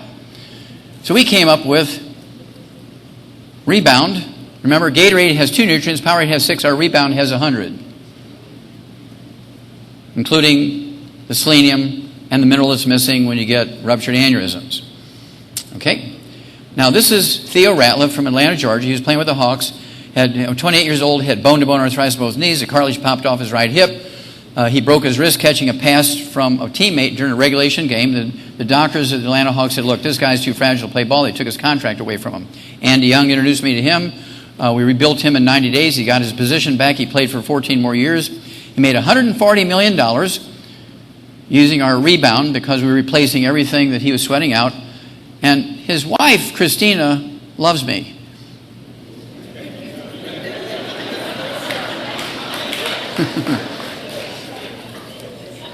Now we're going to change subjects here a little bit, but very, very, very important subject. This is in the news all right now. This is one of the fastest growing problems in the United States because there's more and more young kids who are gay or lesbian or bisexual, transgender, asexual. And this is not a choice. This is a congenital event, I'll call it. It's a congenital event. Mama's missing something at the time when the preoptic hypothalamus of the brain is forming. There's 2 things that happen when the sperm fertilizes the egg. Instantly, you're either going to be an XX female or XY male, genetically. But the preoptic hypothalamus in your brain goes off in a different direction. It might take you, 7 weeks, the 3rd to 7th week of pregnancy, which is 3 to 7 weeks after you were determined structurally to be a boy or a girl, physiologically to be a boy or girl, but who you receive signals from, who you give signals to, is determined by that part of the brain which develops 3 to 7 weeks later. This is not a choice. This is a congenital event. I don't want to use the word birth defect, but it's a congenital event, the same principle as a birth defect. When you look at the holy books, the Old Testament, the New Testament, the Quran, you look at the holy books for the Hindus and the holy books for the Shintos in Japan. All these holy books talk about 2 categories of disease. One is infectious diseases, epidemics, plagues, leprosy, and they always talk about homosexuality. All of them talk about homosexuality. None of them talk about Down syndrome. None of them talk about cleft palate. None of them talk about cerebral palsy, which are very easy things. You don't even know what it is, but you can describe it. Back in those days, 3,000, 5,000 years ago, generals and rich, wealthy merchants and kings and pharaohs used to collect babies with birth defects. They would send their soldiers out to give the villagers some money to get the baby with the birth defect. They called them monsters in those days, like the kids that are just horribly deformed. Okay? And they would drown them or suffocate them, and they put them in bottles of alcohol. Some of these collections have 30,000, 50,000 infants in them. And over the years, the families gave them to the medical museums of Europe and the United States. In the book Epigenetics, I give you the names of the museums and the names of the collections that are in there. So you can go look at them if you want. So we know those birth defects happened back then, those physical birth defects happened back then, but the holy books only talked about homosexuality and infectious diseases. And this is what's going on at this time. Okay, June 2014, cover story on transgenders. Now, this is a white-tailed deer from upstate New York. Anybody here ever go hunting? Not many. Okay, a few over here. All right. Well, white-tailed deer are very interesting. They're a common deer across North America. And this was in upstate New York during hunting season. This fellow sees what's a record set of antlers. I mean, he knows this is Boone and Crockett. This is a record set of antlers. And with open sights, he shoots the deer, goes up to dress it, to cut it open and take all the guts out. And he realized this is a girl. And female deers don't have antlers. This is the equivalent of a bearded lady in a circus.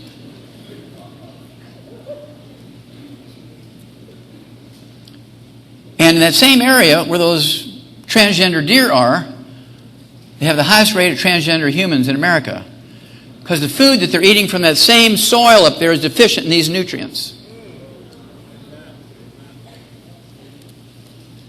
There's 1,500 species of vertebrates, including African animals, free-ranging African animals, zoo animals from all over the world, 1,500 domestic animals, pet animals, that have been documented to have transgender behavior, gay and lesbian behavior. You know, Sonny Cher Bono, they had Chastity became Chaz, and then there was Angelina Jolie, and Brad Pitt had Shiloh, who became John.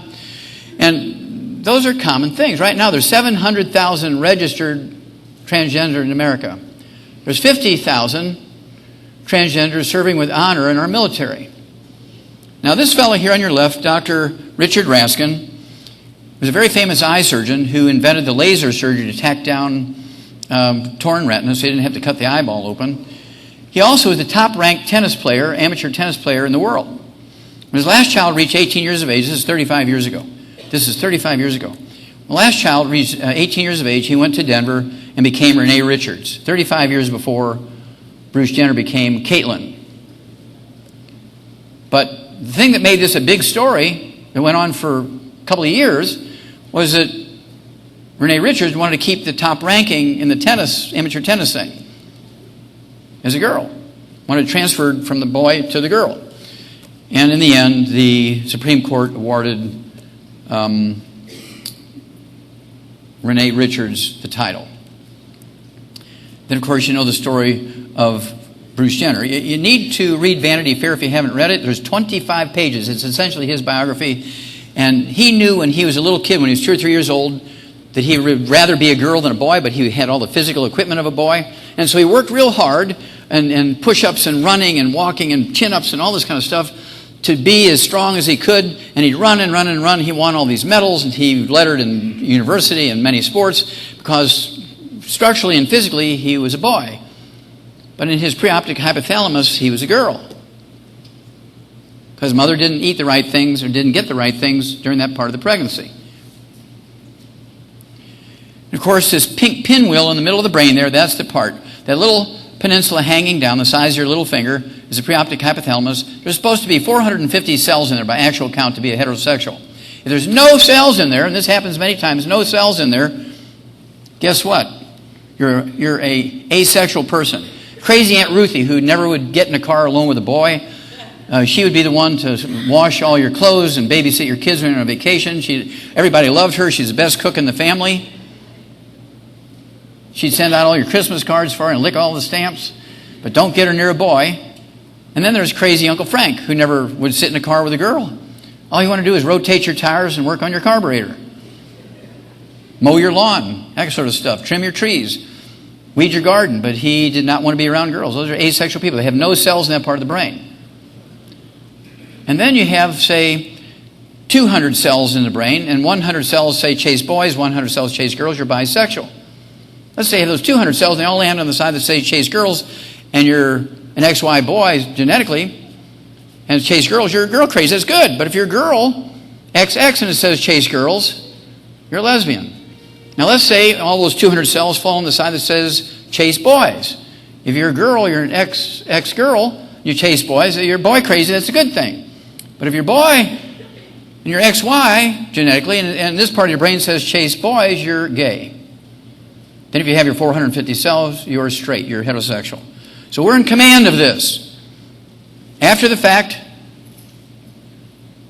it can't be reversed. Now, there may be some time when we can genetically engineer cells and put the right cells in the right place and change things. But right now we don't have technology.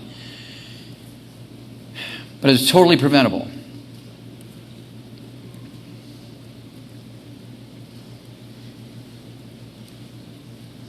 Okay, this is that June 15th, Time magazine centerfold. These kids are all cousins. The mothers are sisters from the same grandmother. One mother is the mother of the two children that have the pink outfits. The second sister is the mother of the child with the yellow outfit. The third mother, all three sisters, is the mother of the child with the blue outfit. All the boys are fishing in the farm pond. These 4 kids are picking flowers and tripping through the meadows singing little girly songs. Obviously, by looking at the one in the blue on your right, physically he's a boy, XY. But in his brain, in his preoptic hypothalamus, he's a girl. We already talked about obesity being a deficiency of a single category of nutrients. Experts say 70% of our kids under the age of 12 are overweight. 40% of our kids under the age of 12 are obese. 35 pounds or more overweight, and it has nothing to do with eating too much or lack of exercise. This little girl here, Natalie Hayhurst from Terre Haute, Indiana, had the same deficiencies, but she didn't gain any weight because her mother was kind of a anti-fat, anti-soda freak, had nothing in the house that would make you gain weight, so she ate light bulbs. She was on the news all the time because she ate light bulbs. There's no calories in light bulbs, so she ate weird things, but she didn't gain any weight because there's no calories in light bulbs.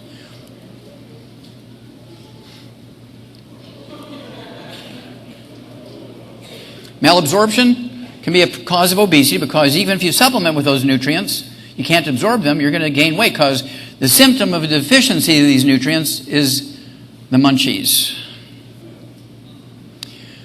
Now, this is Newark, New Jersey in 1920. These girls were told that exercise is going to help them lose weight. Well, they're having a lot of fun and some sisterhood stuff there, but guess what? They're going to be disappointed. Loyola University School of Medicine, Chicago, January 2009, they did a 10-year study. Exercise will not make you lose weight. 8 months later, in August of 2009, cover article, Time magazine, the myth about exercise, it won't make you lose weight. Okay, and Pastor, you may know this individual, Ivan Ledbetter from Charlotte, North Carolina. I met him almost 4 years ago now. He weighed 423 pounds. He's in the picture on the left in the pink shirt. And on our program, he lost 17 pounds in the first week. First time in his whole life he'd ever lost any weight. We added what we call ASAP. It's a kind of an accelerator. It's an acronym for as slim as possible, as soon as possible. And he lost 60 pounds in the first 30 days, 2 pounds a day. Went from 400 pounds, and then in 7 months he dropped down to 165. And in the right-hand picture, he is the one looking at you over his right shoulder. Same guy that weighed 423 pounds when I met him. He has not gained a half ounce back because he stayed on the 90 essential nutrients. It's a simple nutritional deficiency.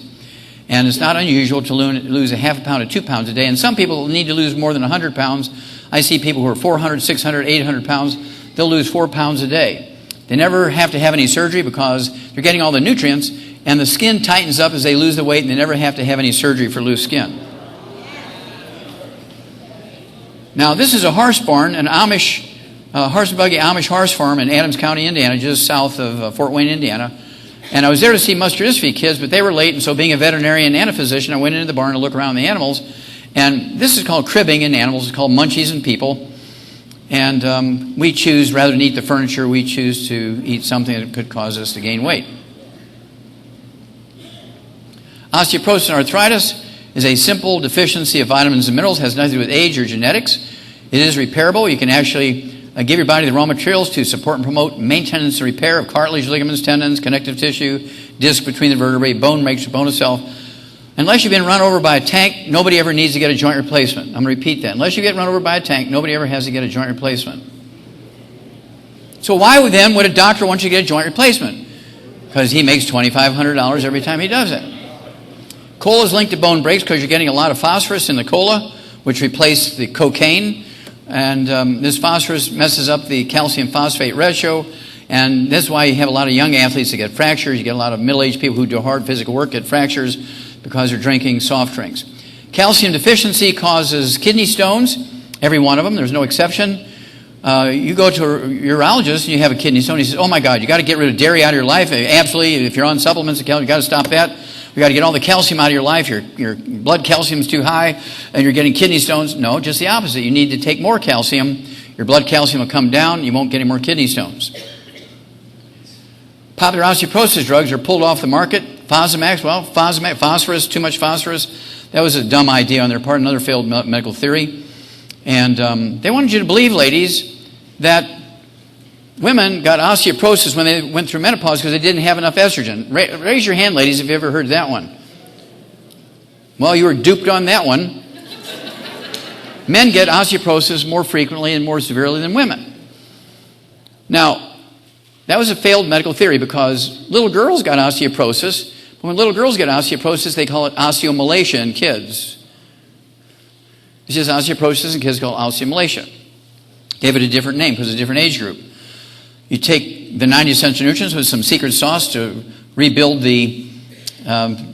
only the rebar in the bone, but also help you put more minerals in your bones. And I don't care if you have osteopenia, osteoporosis, osteoarthritis, degenerative arthritis, bone-to-bone arthritis, rheumatoid arthritis, bone-to-bone arthritis, kidney stones. You have a history of bone spurs, calcium deposits, periodontal disease. It's all nutritional deficiencies, particularly calcium and vitamin D3 and some of the strontium is another one you need to have to prevent fractures and so on. And so you need a program we have, the 90 essential nutrients, what we call the secret sauce, which we'll talk about during the Q&A. This is Andy Young's living room in 1991. I was there because I had written so many articles on how to prevent sickle cell anemia and how to address it better and make it better for people more efficiently than drugs. And so he called me from California to Atlanta. This is his living room. And I noticed he was limping. I said, with all due respects, Mr. Ambassador, why are you limping? He said, well, I got bone-to-bone arthritis in both knees. I'm scheduled in 2 weeks to have a double knee replacement. I said, sir, with all due respects, give me 90 days. Cancel your surgery. Delay it. Give me 90 days and I can rebuild that for you without surgery. He said, I'm going to Emory University. I'm going to Great Memorial Hospital, the best doctors in the world. Well, they're the ones that fired me over the cystic fibrosis thing. So I let him have an earful of that. And then he canceled his surgery and he said, I'll give you 90 days. 90 days, I rebuilt him. And he introduced me to a lot of people after that. We still do a lot of things together. Okay, he introduced me to Delisha Jones, who was on that women's basketball team in America for the Olympics that won all the gold medals. And she was training for the third Olympics, and she's 40 years old in this picture. And rebuilt her hamstring, rebuilt her Achilles tendon. The surgeons who put her back together said, look, you're not going to play at the same skill level. You might think of coaching rather than playing. She got her position back. She got her third gold medal. And this is us on stage in California. I'm giving her a certificate saying she's an ambassador for women athletes for our longevity company. Well, they allowed me to ask her one question. Said, Delisha, I've got to ask you one question.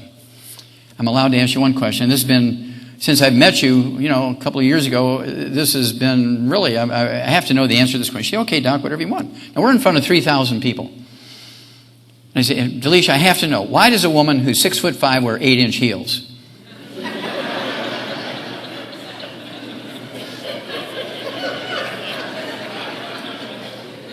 And she says, well, Doc, it's simple. It makes you more sexy. This is a Harvard Medical School. It was published in the New England Journal of Medicine and then abstracted in newspapers. Knee surgery for arthritis is worthless. They looked at the records of 300,000 people who had knee replacement surgeries and hip replacement surgery, and they found out that this knee replacement surgery for arthritis is worthless because the bone continues to deteriorate, doesn't stop the problem. And so that's where Andy Young, of course, this came out after I had talked with him. Okay, I had talked to him in 1991, and here he came and said, see, Master, we're way ahead of this. He said, yeah, you're right. Okay, so even Harvard Medical School now agrees with me. Give me 90 days before you have any joints replaced, okay? You won't get the surgery. Same thing with the back. 4 years later, they looked at the same 300,000 records, but this time they looked at the back, and they looked at the disc in between the vertebrae and peripheral neuropathies and sciatica and lower back pain. Do not get surgery. Give me 90 days first. And doing God's thing, guess what? You won't need the surgery. Thank you.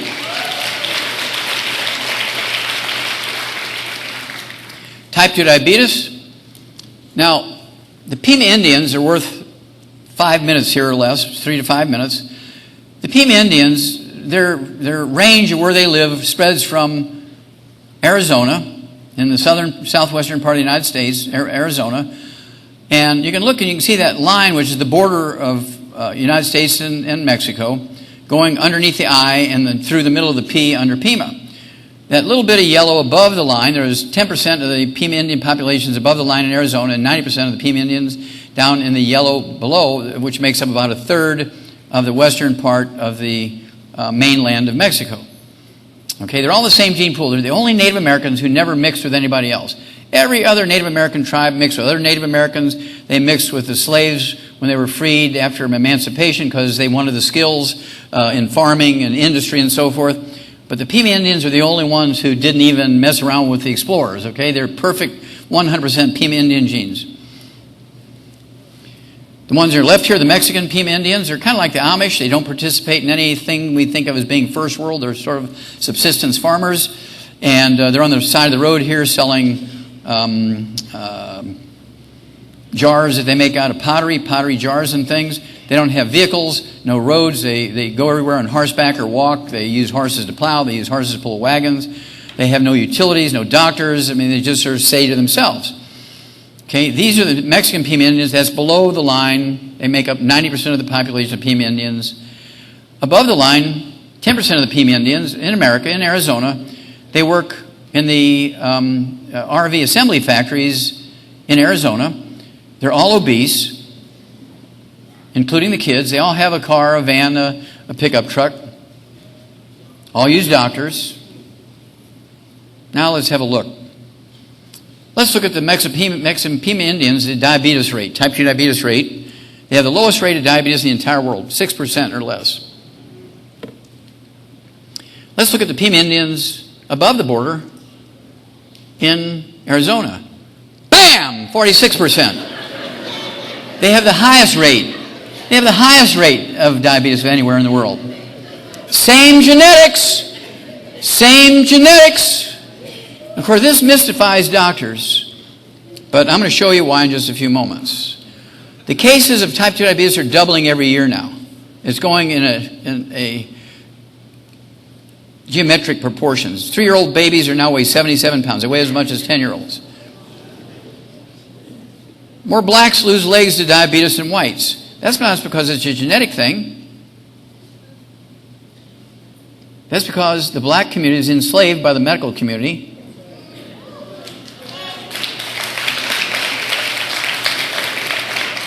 Remember the story that Coretta Scott King told me. And these are the things that Dr. King was going against. Because they say the outrageous things that doctors do to the black population pale the Tuskegee experiments. When you read that book, Epigenetics, you will cry. Cancer is a self-inflicted disease. It is not genetic in any way, shape, or form. All of the studies on chemotherapy cannot be duplicated because none of it's true. The FDA relies on research done by the pharmaceutical companies that makes it. They don't say, we're going to do an experiment and see if we can come up with the same results before we approve it. They just approve it based on what the companies tell them. 1971, I said, genetics has nothing to do with cancer. It has to do with trans fats, heterocyclic amines, acrylamides, inflammation from eating things like deli slices, sandwich meat, sausage, ham, bacon, bologna, salami, pastrami, pepperoni, jerky, corned beef, Spam. And everybody laughed at me in 1971. Well, here the World Health Organization came out in October 2015, not the FDA, not any medical association of any state or nationally. The World Health Organization came out and they called me from England and they told me, Doc, wait till you see your newspapers on Monday. The World Health Organization is agreeing with you, what you said in 71. The World Health Organization now says that eating these types of processed meats are as great a threat or greater for creating cancer as smoking 2 packs of cigarettes a day or working in an asbestos environment. You will be bearing your children if you let them eat that stuff. And so Time magazine says, report links meat with cancer. That's not true. It's processed meats. All 20 of the top longevity cultures in the world, according to National Geographic. And Pastor, if it's okay, I'm going to go to 12:30. Is that okay? Okay. are meat eaters. There's not a single vegetarian or vegan bunch in the top 20 longevity groups or cultures, according to the National Geographic. Not me. I'm just reporting what they say. So let's get rid of this. They're never going to find a cure for cancer looking where they're looking, because they're looking at genetics. Oh, I went too fast. It's going to kind of do this. Well, let me share with you that you can prevent cancer in your family. Very simple. Don't eat any of the bad stuff. Take all the 90 essential nutrients. Just be like that baby Huey group. Give your body everything it needs to maximize your defenses against horrible diseases. Well, this was the first attempt at a prevention. 4 universities got together and gave people who they felt were high risk of having cancer, long-term study. They gave them 200 micrograms of selenium, about 1/5 of a milligram, very small amount. And they couldn't get it published in medical journals, even though it showed that you could reduce your risk of colon cancer by 95% by supplementing with selenium. You reduce your risk of prostate cancer, guys, by 69%. You reduce your risk of breast cancer, ladies, depending on whose data you looked at, anywhere from 32 to 82%. And the medical journals didn't want to publish it, so they got it published in Popular Mechanics magazine in April of 1912.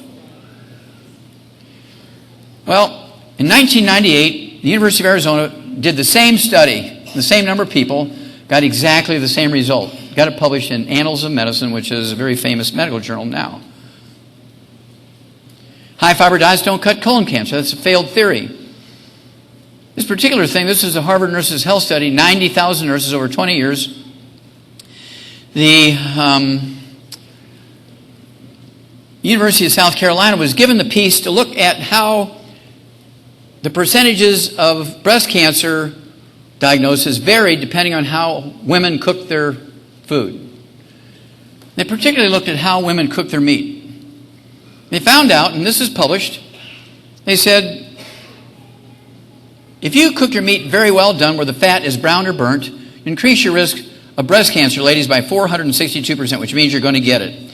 The figure is in the last, let's see, the third sentence from the bottom and the second from the right column there. It says 462% increase in breast cancer if you cook your meat well done. If you cook your meat medium rare, reduce your risk of breast cancer by 462%. That's a 900-point difference between you're going to get it and you don't have to have it. Ladies, never, never, never, never eat anything cooked well done. Okay, again, mammograms. Let's say for every 100 that are found to be positive mammograms, they say, oh, you got a highly suspicious thing, you probably have breast cancer. 61% are false positives. But doctors are going to run you through the biopsies and chemotherapy and radiation, remove your breasts. And when they send your breasts, they just amputated to the lab. They say, well, she didn't have breast cancer. Oh, no, let's go have a martini. Everything's fine. This is my favorite highway billboard. Hot dogs cause butt cancer. They have about 6 of these in the beltway around Chicago. And they're talking directly to little kids because what does grandma feed the kid on the weekend? And microwave popcorn. And Oreo cookies. Bam! They're dead. Genetics have nothing to do with cancer. Arsenic, which we've known to be an essential nutrient since 1947, in one type of leukemia, acute promyelocytic leukemia, which kills you in 6 months, they did a big study. This is the University of New York City. Big study. And after 10 years, this large group of people who had acute promyelocytic leukemia, they're still in remission. Now, wait a minute. This is supposed to kill them in 6 months. They quit the experiment. They said, well, this will go on forever. These people are not going to die. Now, do you think that they said, hey, we found a cure for acute promyelocytic leukemia? No. Well, sort of the rogue, the rebel medical doctors are saying it looks like arsenic deficiency causes leukemia. Dementia. Remember, Alzheimer's disease is a physician-caused disease. 75% of your brain weight is the myelin, the white matter of the brain, which is at 75% of your brain weight, the myelin is, in fact, 100% cholesterol.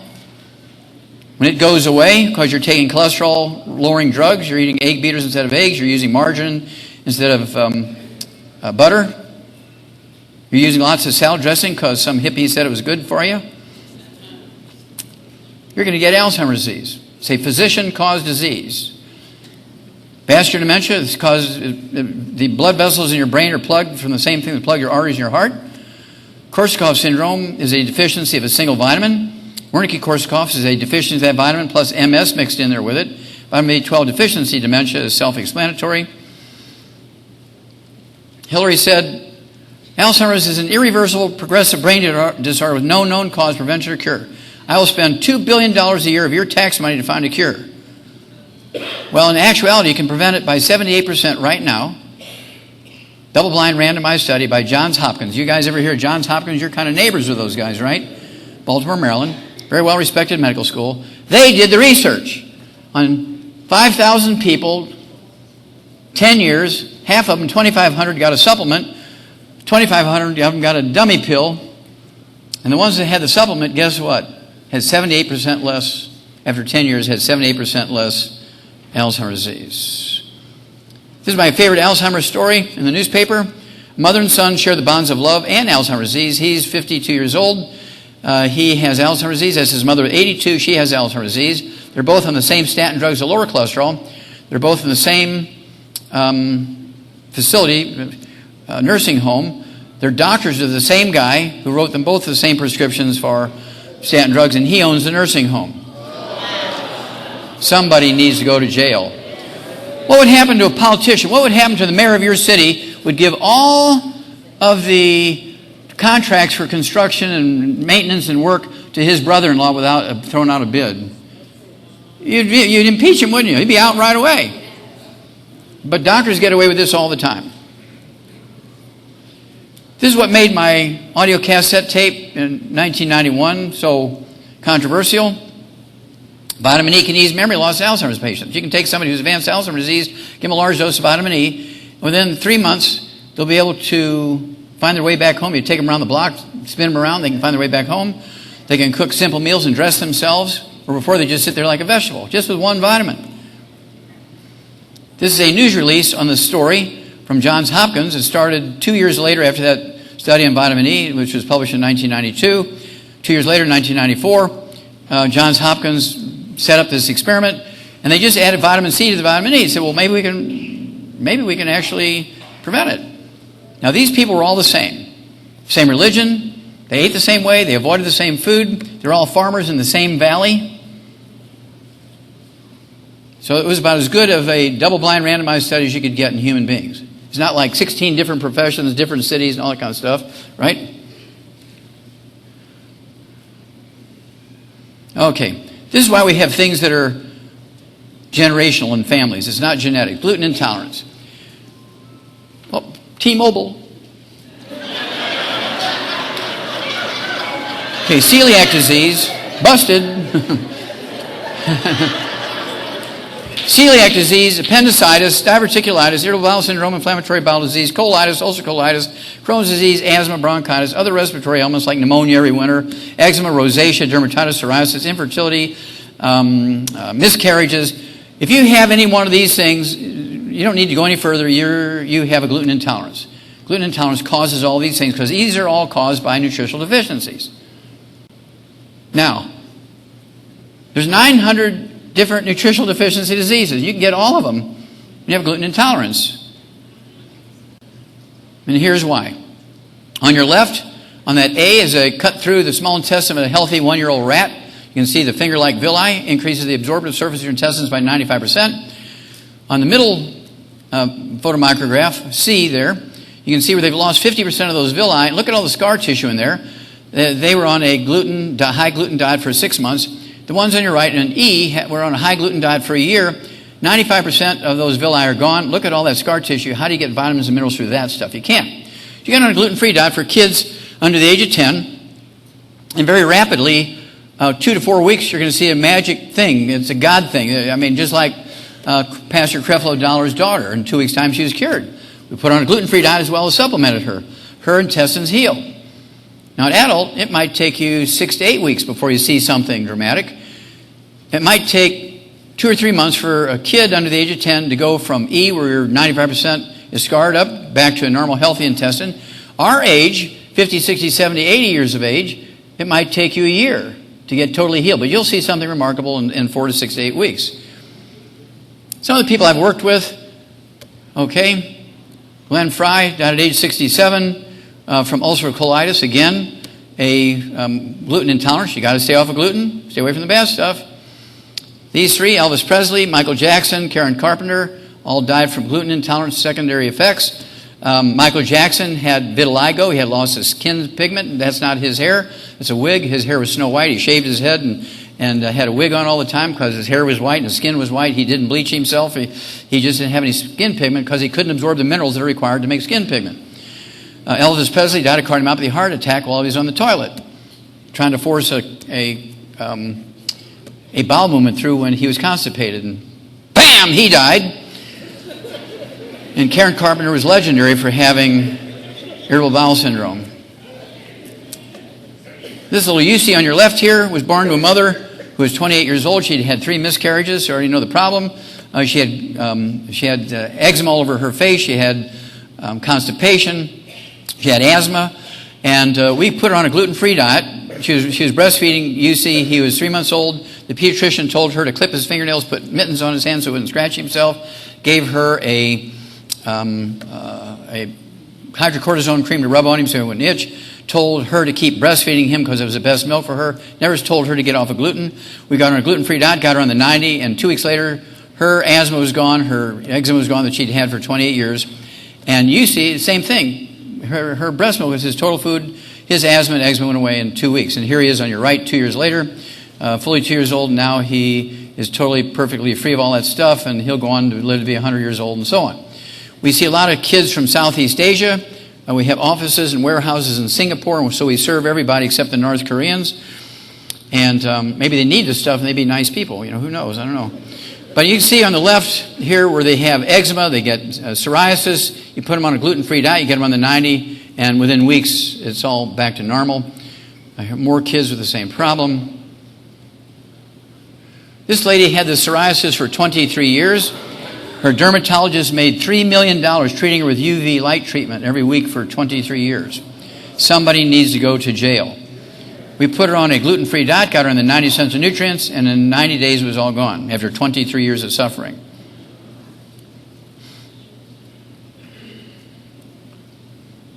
According to Forbes magazine, this is March of 2011. The average lifespan of billionaires is 66. The average lifespan of billionaires is 66. That's because they use the same personal trainers that professional athletes use. Bam! They're dead. They're the most expensive laboratory animals ever.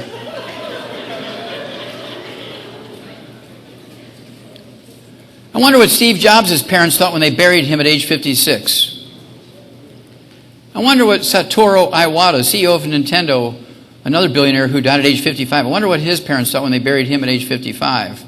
I wonder what Vice President Joe Biden thought when he buried his son, Beau Biden, at age 46.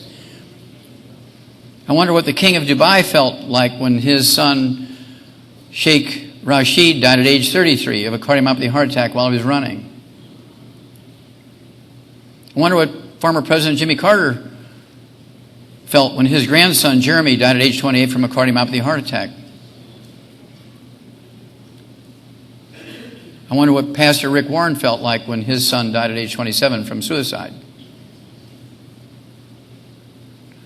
Are you getting the picture here now? We, as God's children, have a huge responsibility to our children, who are also God's children. If we do not supplement them, you will be burying them. That's just the way it is.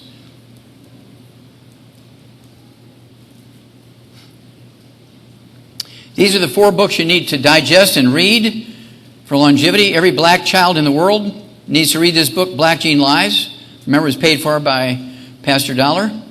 Epigenetics, the death of the genetic theory of disease transmission. Immortality tells you everything the top 20 longevity cultures do to live longer than us. They have 40 times the 100-year-olds we do. They have 100-year-old per 250 of their population. We only have 1 per 10,000. They don't have doctors. They don't have roads. They don't have hospitals or clinics. No pharmaceuticals. They have no health insurance, and yet they have 40 times the 100-year-olds we do. The whole story's in that book, Immortality. Rare Earths and Cures is where those duck experiments for the epigenetics duck experiment was published, and all kinds of stuff you'll need to know.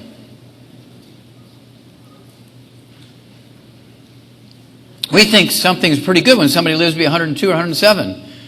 Didn't God say that man, all of men and women, 120? Our average lifespan, when you take both men and women, is 74. That's almost 50 years short.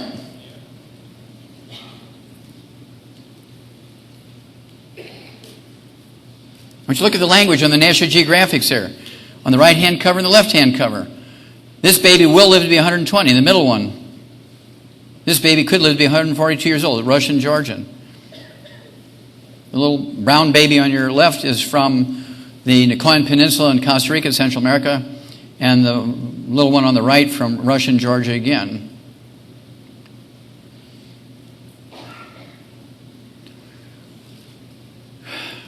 In addition to being the Garden of Eden, I've been there twice with the military. There is such a place. The first map quest is in the Old Testament. The Garden of Eden is east of Eden, and there's 4 rivers that dump into that valley. Euphrates, Tigris, Pishon, Dishon rivers. That valley is still there. The rivers still dump into that valley. And then there's a land flowing with milk and honey, which is a month's horseback ride or trek from Jerusalem to the land flowing with milk and honey, certainly within the biblical range of location. It's called Hunza, the Hunza Valley, 13,000-foot elevation. These are the longest-lived people on Earth. They're a third-world culture. And the Giltar Glacier, which is a mile wide, the water that comes out from underneath it looks like milk because it grinds up limestone at 13,000-foot elevation, which is suspended in the water. It looks like milk coming out from underneath the glacier. They have more species of wild bees and more wild honey than any place else in the world because bees like minerals. The land flowing with milk and honey. These are the longest-lived people on Earth. It's documented by everybody, including the National Geographic.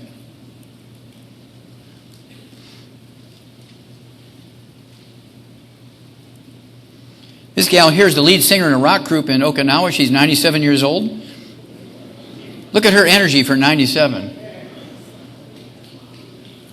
This fella here, Lee Ching-yun, was born in 1677, died in 1933. His full obituary is in the book Rare Earths and Cures. It was also in the London Times and the New York Times.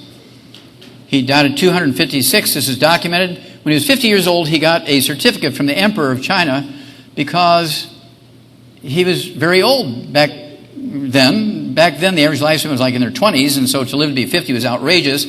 And then when he was 100, they gave him another certificate. When he was 150, gave him another certificate. When he was 200, gave him another certificate. When he was 250, gave him another certificate. Now there's a whole university in the place where he lived. All they do is study longevity. And they have all his certificates hang on the wall, and they've been tested to show that they are the age that they are dated.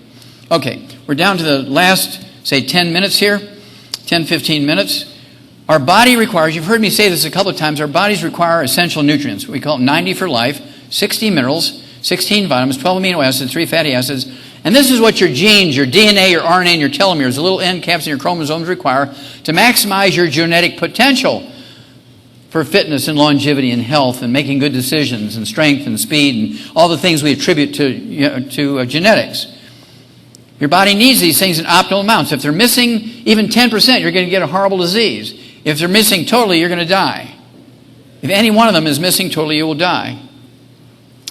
Evander Holyfield, if you're a boxing fan, you know he had a heart attack, cardiomyopathy heart attack, right in the middle of a boxing match with Michael Moore, championship fight. I'm the guy that rebuilt him, okay, with the 90 essential nutrients plus the secret sauce for the heart, cardiomyopathy heart disease, Keyshawn disease, right, sudden infant death syndrome. And we were able to rebuild him. He came back and boxed for 8 more years at the championship level. Danny Glover had to give up action movies because he had back problems and hip problems. We rebuilt him using the 90 essential nutrients and the secret sauce for supporting and promoting maintenance repair of cartilage, ligaments, tendons, connective tissue, disc between the vertebrae, and so on, bone matrix.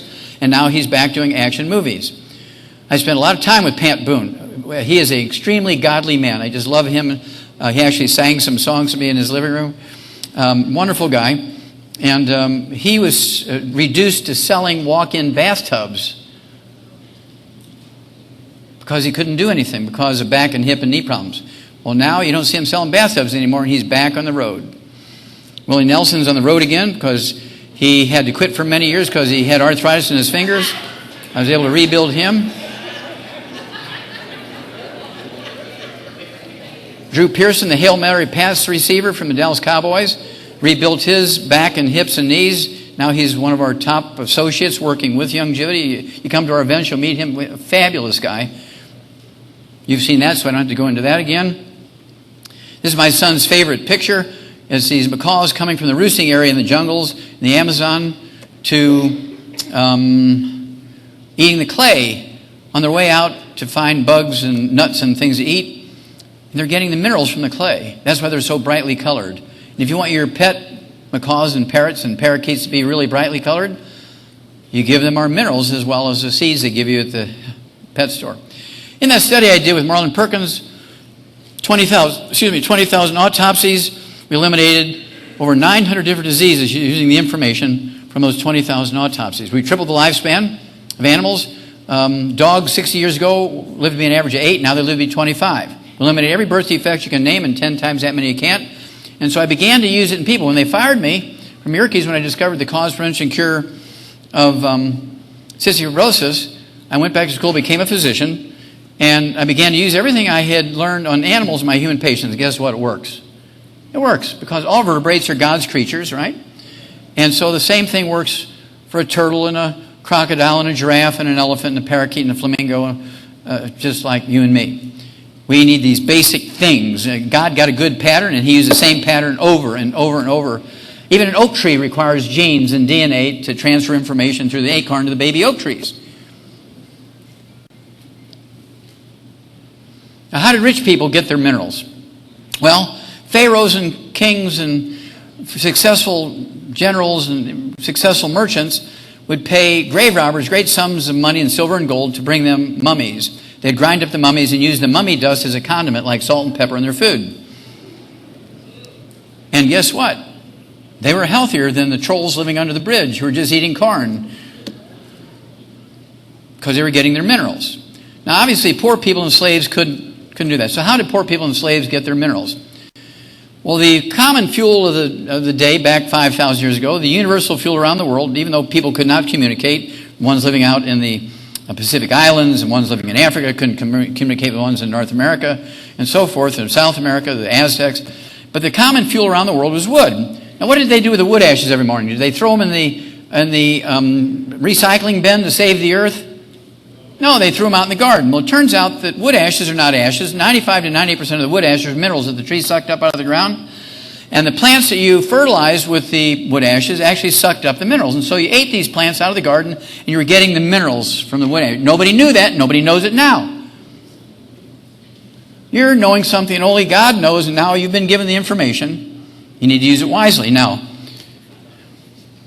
that remained the same for thousands and thousands of years until 3 o'clock in the afternoon, Monday, September 4th, 1882, on Pearl Street, New York City, on the bluff overlooking the construction of Brooklyn Bridge. This fellow here, Thomas Edison, pulled the switch on the first commercial electric generating plant.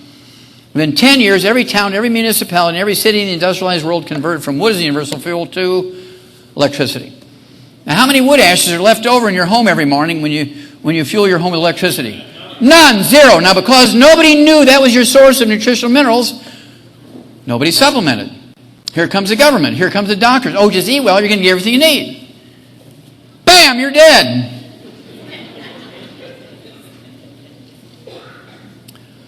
Now, people liked electricity. Oh, did it again.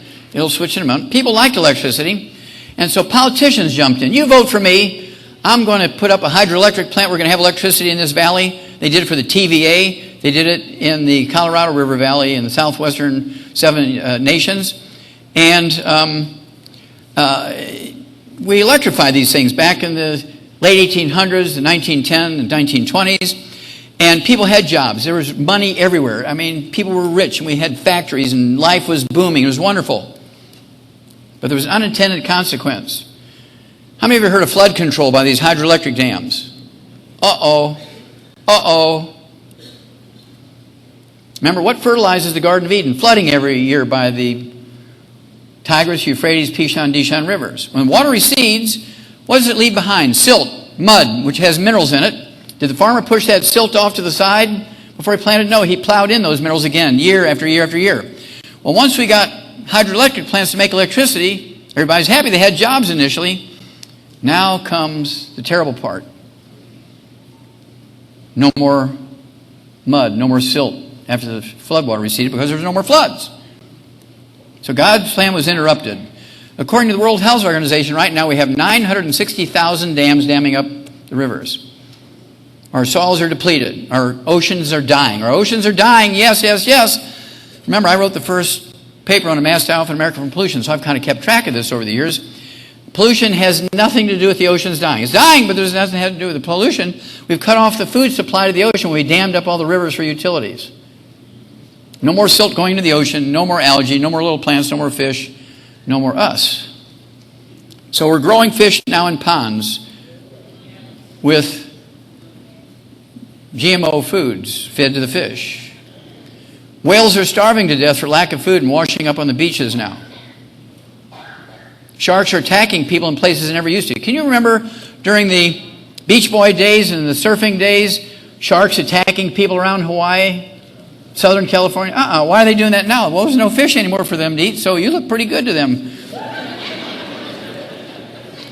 Nutritional minerals do not occur in a uniform blanket around the crust of the earth. They never did. They occur like chocolate and chocolate ice cream. Some places are blessed with a lot, some places are blessed with a few, some places don't have any. Well, the people who live the longest, that's one of their common features, is they have lots of minerals in their soil. Their food is rich with minerals. Okay, last couple of slides. This is what makes longevity different. This is a compost pile that has 78 minerals in it, all 60 essential minerals in optimal amounts, and this is the core of everything we do in longevity. These guys are standing on a road, 3,000 feet elevation above sea level. We have 100 cubic miles of this stuff. We give tours of the place. Nobody else has access to this. This is in perpetuity. As long as there's an earth, nobody else will have access to this place. We're the only ones. I should tell you 2 minutes about her. She's been with us for 25 years. In April, she'll turn 73. Most people think she's 50 years old. She owns quite a few vineyards. She's the largest vintor in Michigan.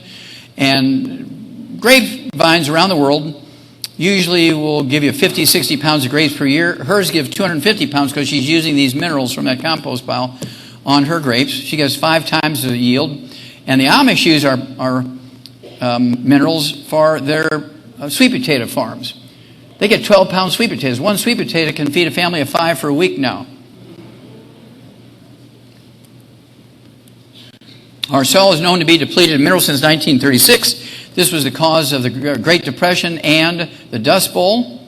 Our baby foods, and this came out in April of 2012, our baby foods contain less than 20% of the required minerals and vitamins necessary for proper development. Dog food contains 100%, chicken food has 100%, sheep, pig, cow food has 100%, and our babies and grandbabies have less than 20%.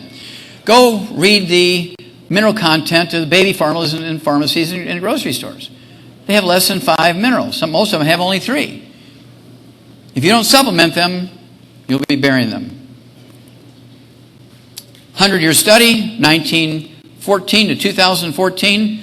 USDA reports that 95% of all Americans are minerally deficient.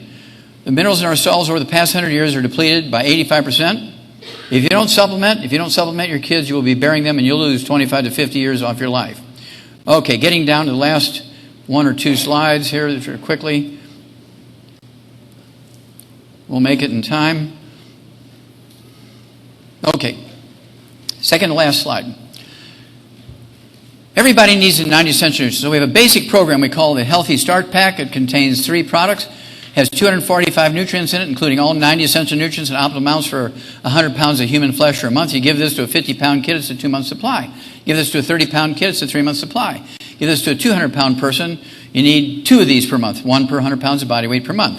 We have secret sauces for over 900 different diseases. Some secret sauces will work on over 150 diseases. And, of course, we teach you how all that works and so forth.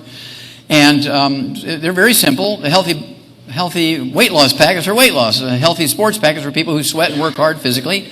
And we have the healthy digestive pack, and the healthy brain and heart pack. Well, that's self-explanatory. The healthy bone and joint pack, healthy blood sugar pack. What would you use that for? diabetes. I mean, this is not very difficult. And we have all kinds of products, which I'm not going to get into. This is the last slide. People always ask me, Doc, what do you take? Now, I've been taking the 90 Essential Nutrients twice a day for 69 years. I've been taking the 90 Essential Nutrients twice a day for 69 years. I have not been sick in 69 years. I haven't been to a doctor, medical doctor, ever. I have never been on a prescription medication. I've never had any surgeries.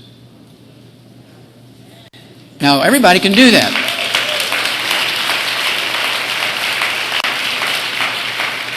Because I'm getting the nutrition that you would find in the Garden of Eden in the land flowing with milk and honey. Remember, your genes, your DNA, your RNA, and your telomeres require this stuff to do their job. If you were to take dirt from Texas and dirt from Alberta, Canada, because there's, these are where the oil fields are, and say, I'm not going to waste my money on oil. I want to put dirt from Texas and dirt from Alberta in there because everybody knows there's oil in there. Would that car go 300,000 miles by putting dirt in there? No. And if you just eat salads with salad dressings, and you eat processed meats on your pizza with a gluten-filled crust, and you're eating fat-free milk and taking statin drugs to lower your cholesterol, and you're eating egg beaters, bam, bam, bam, you're dead.